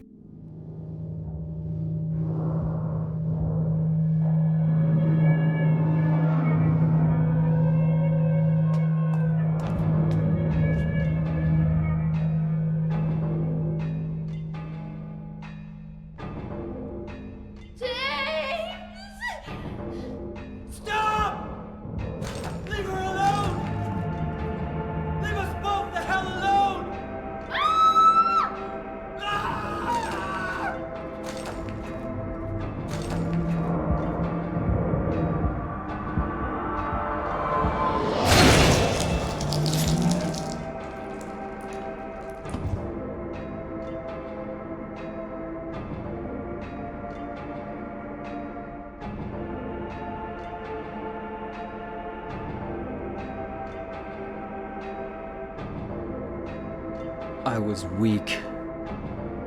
That's why I needed you. Needed someone to punish me for my sins. But that's all over now. I know the truth.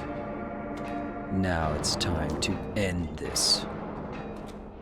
Alright, so now we gotta fight two pyramid heads simultaneously. So I pretty much just keep running and shooting until they just kinda stake themselves and hit a nice little T-pose. Now this fight lasts actually a really long time and you need to just keep doing it for a while. We obtain the scarlet egg and rust colored egg and insert them in these doors to hear Mary talking to James. Mary? What do you want, James? I brought you some flowers. Flowers? I don't want any damn flowers. Just go home already. Mary, what are you saying? Look! I'm disgusting. I don't deserve flowers. Between the disease and the drugs, I look like a monster. Well, what are you looking at? Get the hell out of here! Leave me alone already! I'm no use to anyone.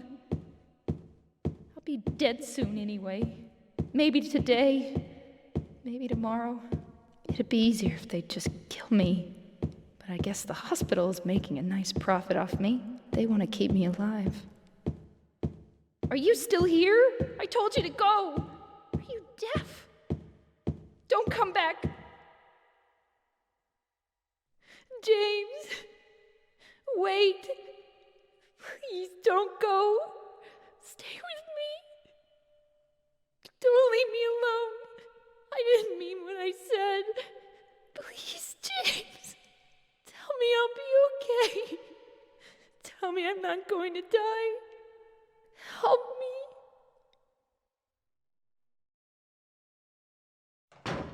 As we see the light and rain, we ascend up these stairs to finally meet with Mary. Mary?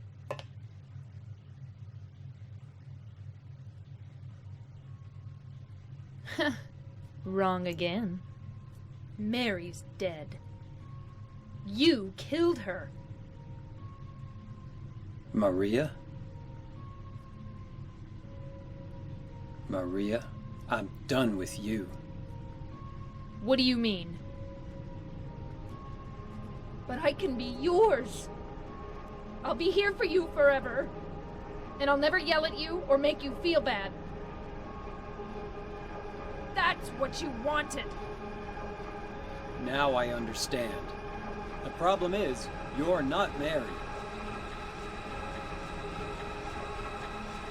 No, James. I won't let you. I'll never let you have your Mary back.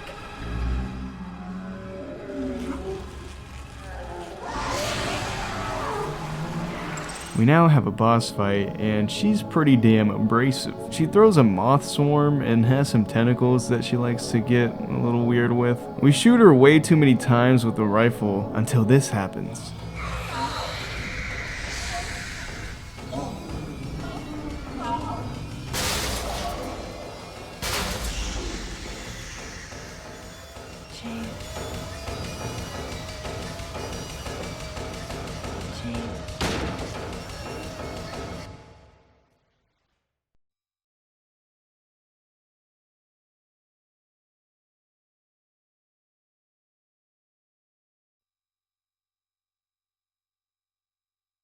Mary? James.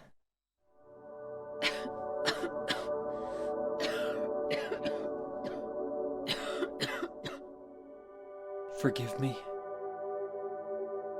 I told you that I wanted to die, James. I wanted the pain to end.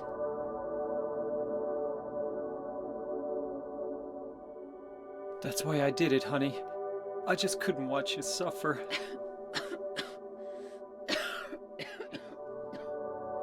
No. That's not the whole truth. You also said that you didn't want to die. The truth is, part of me hated you for taking away my life. You killed me, and you're suffering for it. It's enough, James.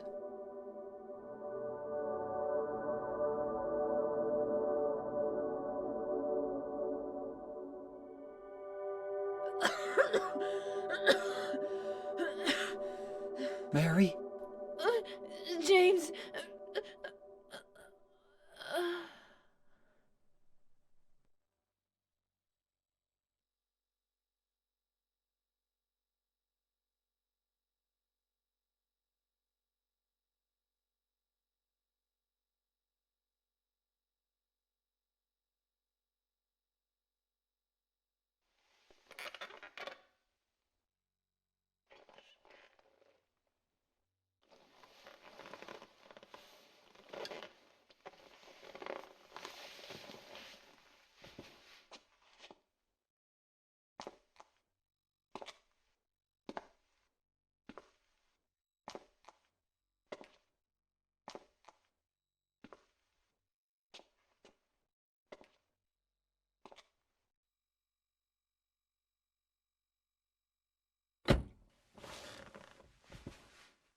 Now I understand the real reason I came to this town.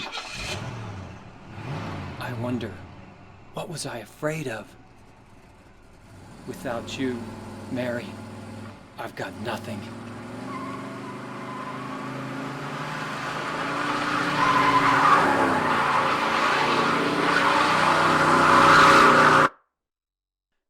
Now we can be together.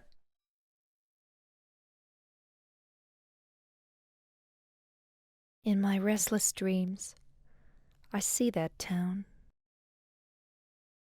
Silent Hill. You promised you'd take me there again someday, but you never did. Well, I'm alone there now, in our special place, waiting for you. Waiting for you to come to see me. But you never do. And so I wait, wrapped in my cocoon of pain and loneliness. I know I've done a terrible thing to you. Something you'll never forgive me for. I wish I could change that. But I can't. I feel so pathetic and ugly laying here, waiting for you.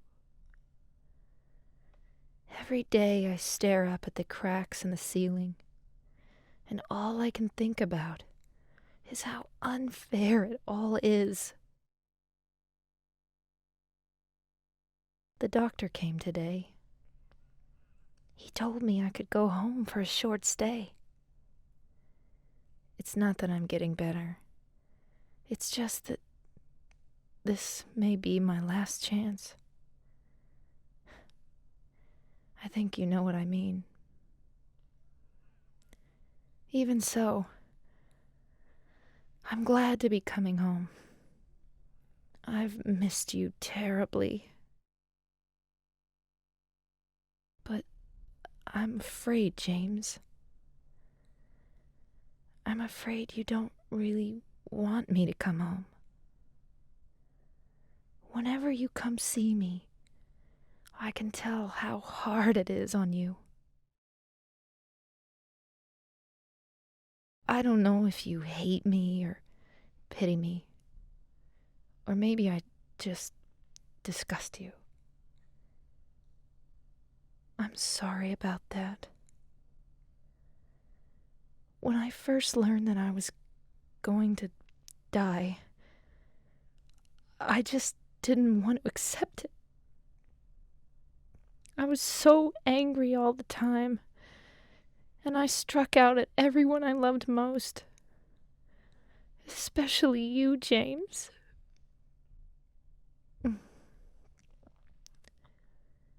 That's why I understand if you do hate me. But I want you to know this, James. I'll always love you. Even though our life together had to end like this, I still wouldn't trade it for the world. We had some wonderful years together. Well, this letter has gone on too long, so I'll say goodbye. I told the nurse to give this to you after I'm gone. That means that as you read this, I'm already dead. I can't tell you to remember me,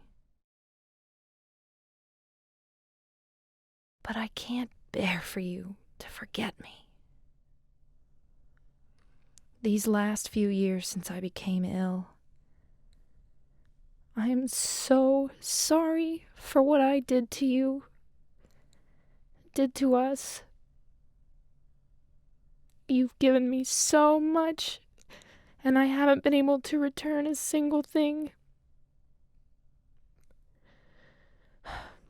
That's why I want you to live for yourself now. Do what's best for you, James. James,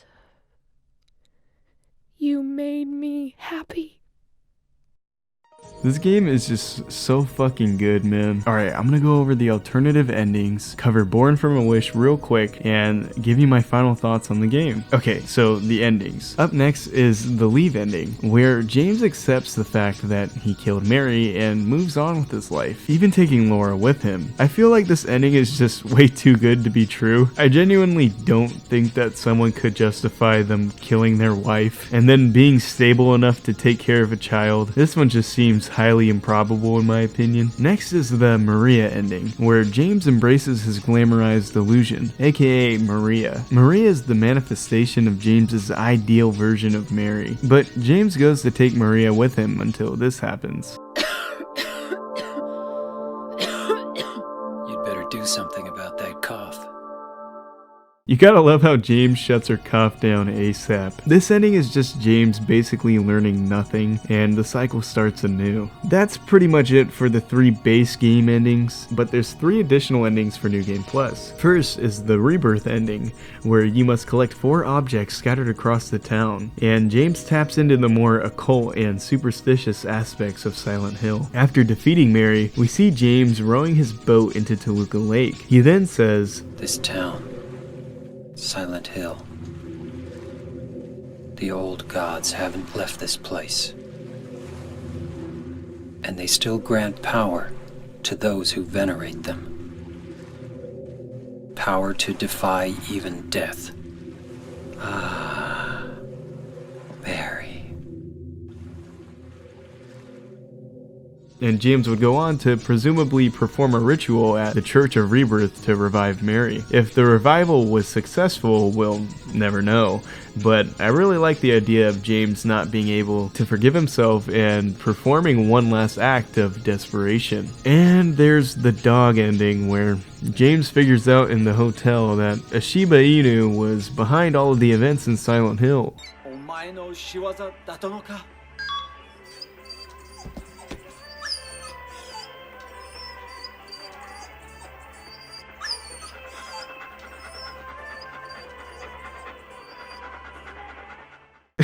And finally, there's the classic UFO ending that's kind of a running joke in the series, where James gets abducted by aliens with an appearance from our guy, Harry Mason. It's so weird and out there, but that's what's so charming about it. I think it's so cool that there's even this many endings to begin with. There's also a discrepancy between what is qualified as the canon or true ending. I personally believe that In Water's the most plausible ending considering the circumstances. I don't see James truly being capable of accepting the fact that he killed his wife and then be able to just move on. Like, it's ideal, sure, but it just seems rather unrealistic. Alright, now let's talk about Born from a Wish. We start with a shot from above as Maria begins to monologue. When I woke up, I was all alone. Everyone's gone. Is it because of those monsters? What do I do now?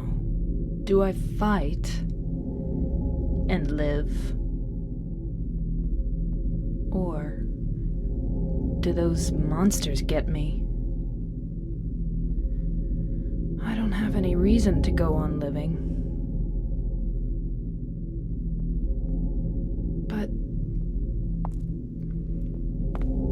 But I'm scared to die. I'm so afraid of pain. Should I run away? I want to find somebody. I don't like being alone.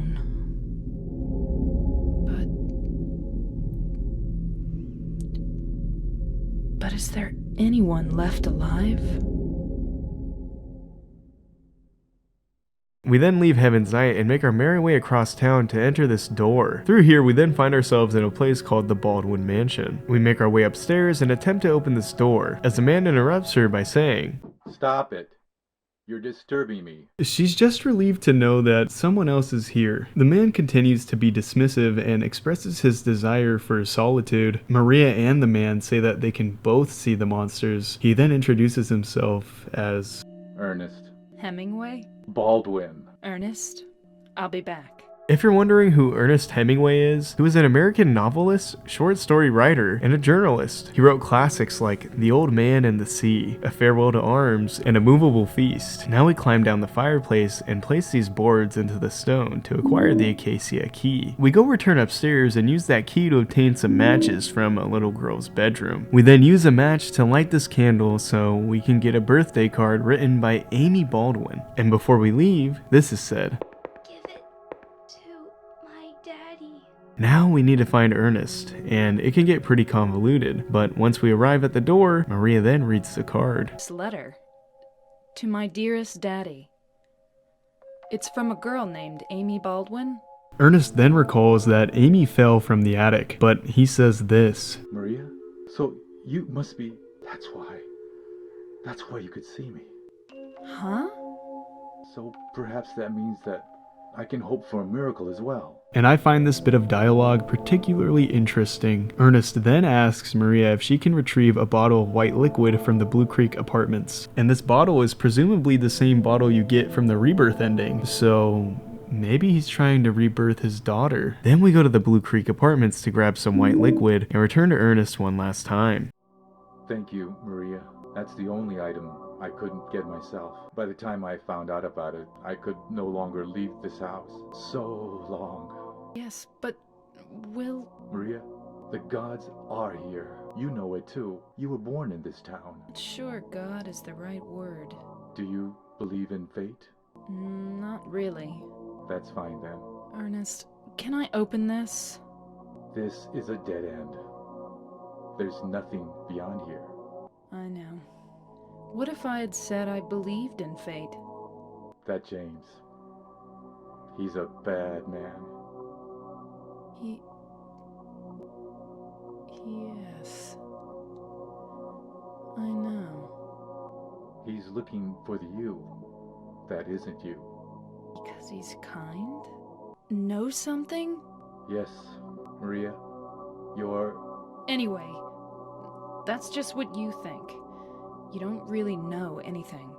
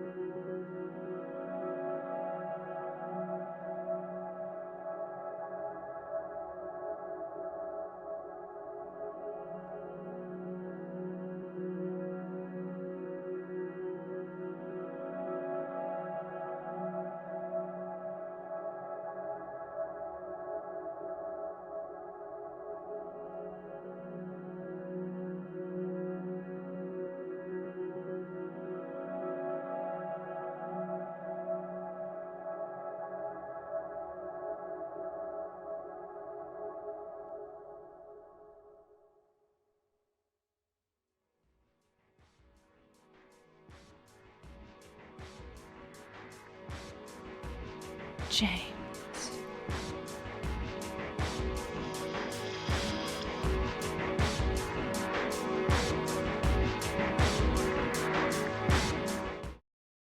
Mary? No, you're not. Do I look like your girlfriend? My name is Maria. Alright, so allow me to clarify what exactly this all means. Then I'll leave you with my final thoughts. Okay, so born from a wish, Ernest Baldwin was a wealthy resident who owned a mansion in Silent Hill. And Maria, well, she is merely a manifestation created from James's mind. Her purpose being either to aid James in comprehending the reality of their circumstance, or further feeding into the fantasy of delusion. It starts to get complicated when you realize that, to some extent, Maria is still kinda her own independent being. Whether Ernest is real or not is up in the air, but if Maria isn't real, then I'd say it's safe to say that if he acknowledges her existence, then he's probably not real himself. And I mean that as he was probably maybe real at some point, but obviously not in the sub-scenario. This is all in James's mind. This whole campaign was really just to give us a little more insight, just to kind of show the player that she's more than just some sort of seductress, just making her character slightly more tragic and interesting. There was a hole here. It's gone now. What does this mean? Well, you could take it at face value, meaning that the hole was a literal hole, but maybe it was filled or transported elsewhere. It's just that there's so many holes that this could be referring to that it's hard for me to accept this as the answer. It could also be figurative, perhaps being some kind of hole inside of James's mind. Whether that hole is sexual frustration, the desire to be punished, or just avoid itself is up for you to decide. That's why I said it could really mean whatever aligns with most fits your narrative, and my narrative is that everything James experiences in Silent Hill is a projection of the town to some degree. Whether I believe if everyone here is even real is pretty tough to pinpoint, but I do feel that everything we see is to show that James is not a good person at all. I truly don't care what anyone else has to say about this dude, but he's a fucking bum. He didn't kill Maria out of love or pity. He smothered his own wife to death with a pillow because he started to resent her. That's not cute. It's not romantic, and it sure as hell isn't redeemable. That's why I truly believe that In Water can be James's only real ending. There's no way that any sane human being can murder their wife and continue living on. Clearly James still has some humanity, but he's still a monster like Eddie to some degree, and yeah, maybe he wasn't sexually attracted to Angela, but clearly had lustful eyes for the nurses at Brookhaven Hospital. Those nurses quite literally represent James's pent-up sexual frustration from taking care of Mary at the hospital, so maybe he really isn't as good of a guy as you would like to think. I also believe that Angela is sort of a reflection of James in some aspects, kind of showing James that taking your own life can seem to be the only option. Also, just being extremely depressed and allowing the cycle of trauma to continue. With all of that said, I think Silent Hill 2 is such a significant piece of media. It just ties you in with its alluring and magnificent story and atmosphere, with just the perfect amount of hints being trickled in as you take its journey. Despite all of its jank and some questionable puzzles, it's an absolute masterpiece in my book. I just really love how this game is whatever you want it to be. It's truly an experience that is curated to the beholder, and I think that's pretty damn good for 2001. Thank you, Team Silent. Heyo, if you're still here, I'd just like to personally say thank you so much for watching this video. This whole thing has been absolutely insane to make, but I'm so very proud to have finished this fucking long ass video. If you enjoyed hearing me yap, leave a like and subscribe to the channel, because it helps me out a lot more than you know, and I really appreciate it. This whole creation process has taught me a lot about myself, but that's about all I got for today. Love ya, bye.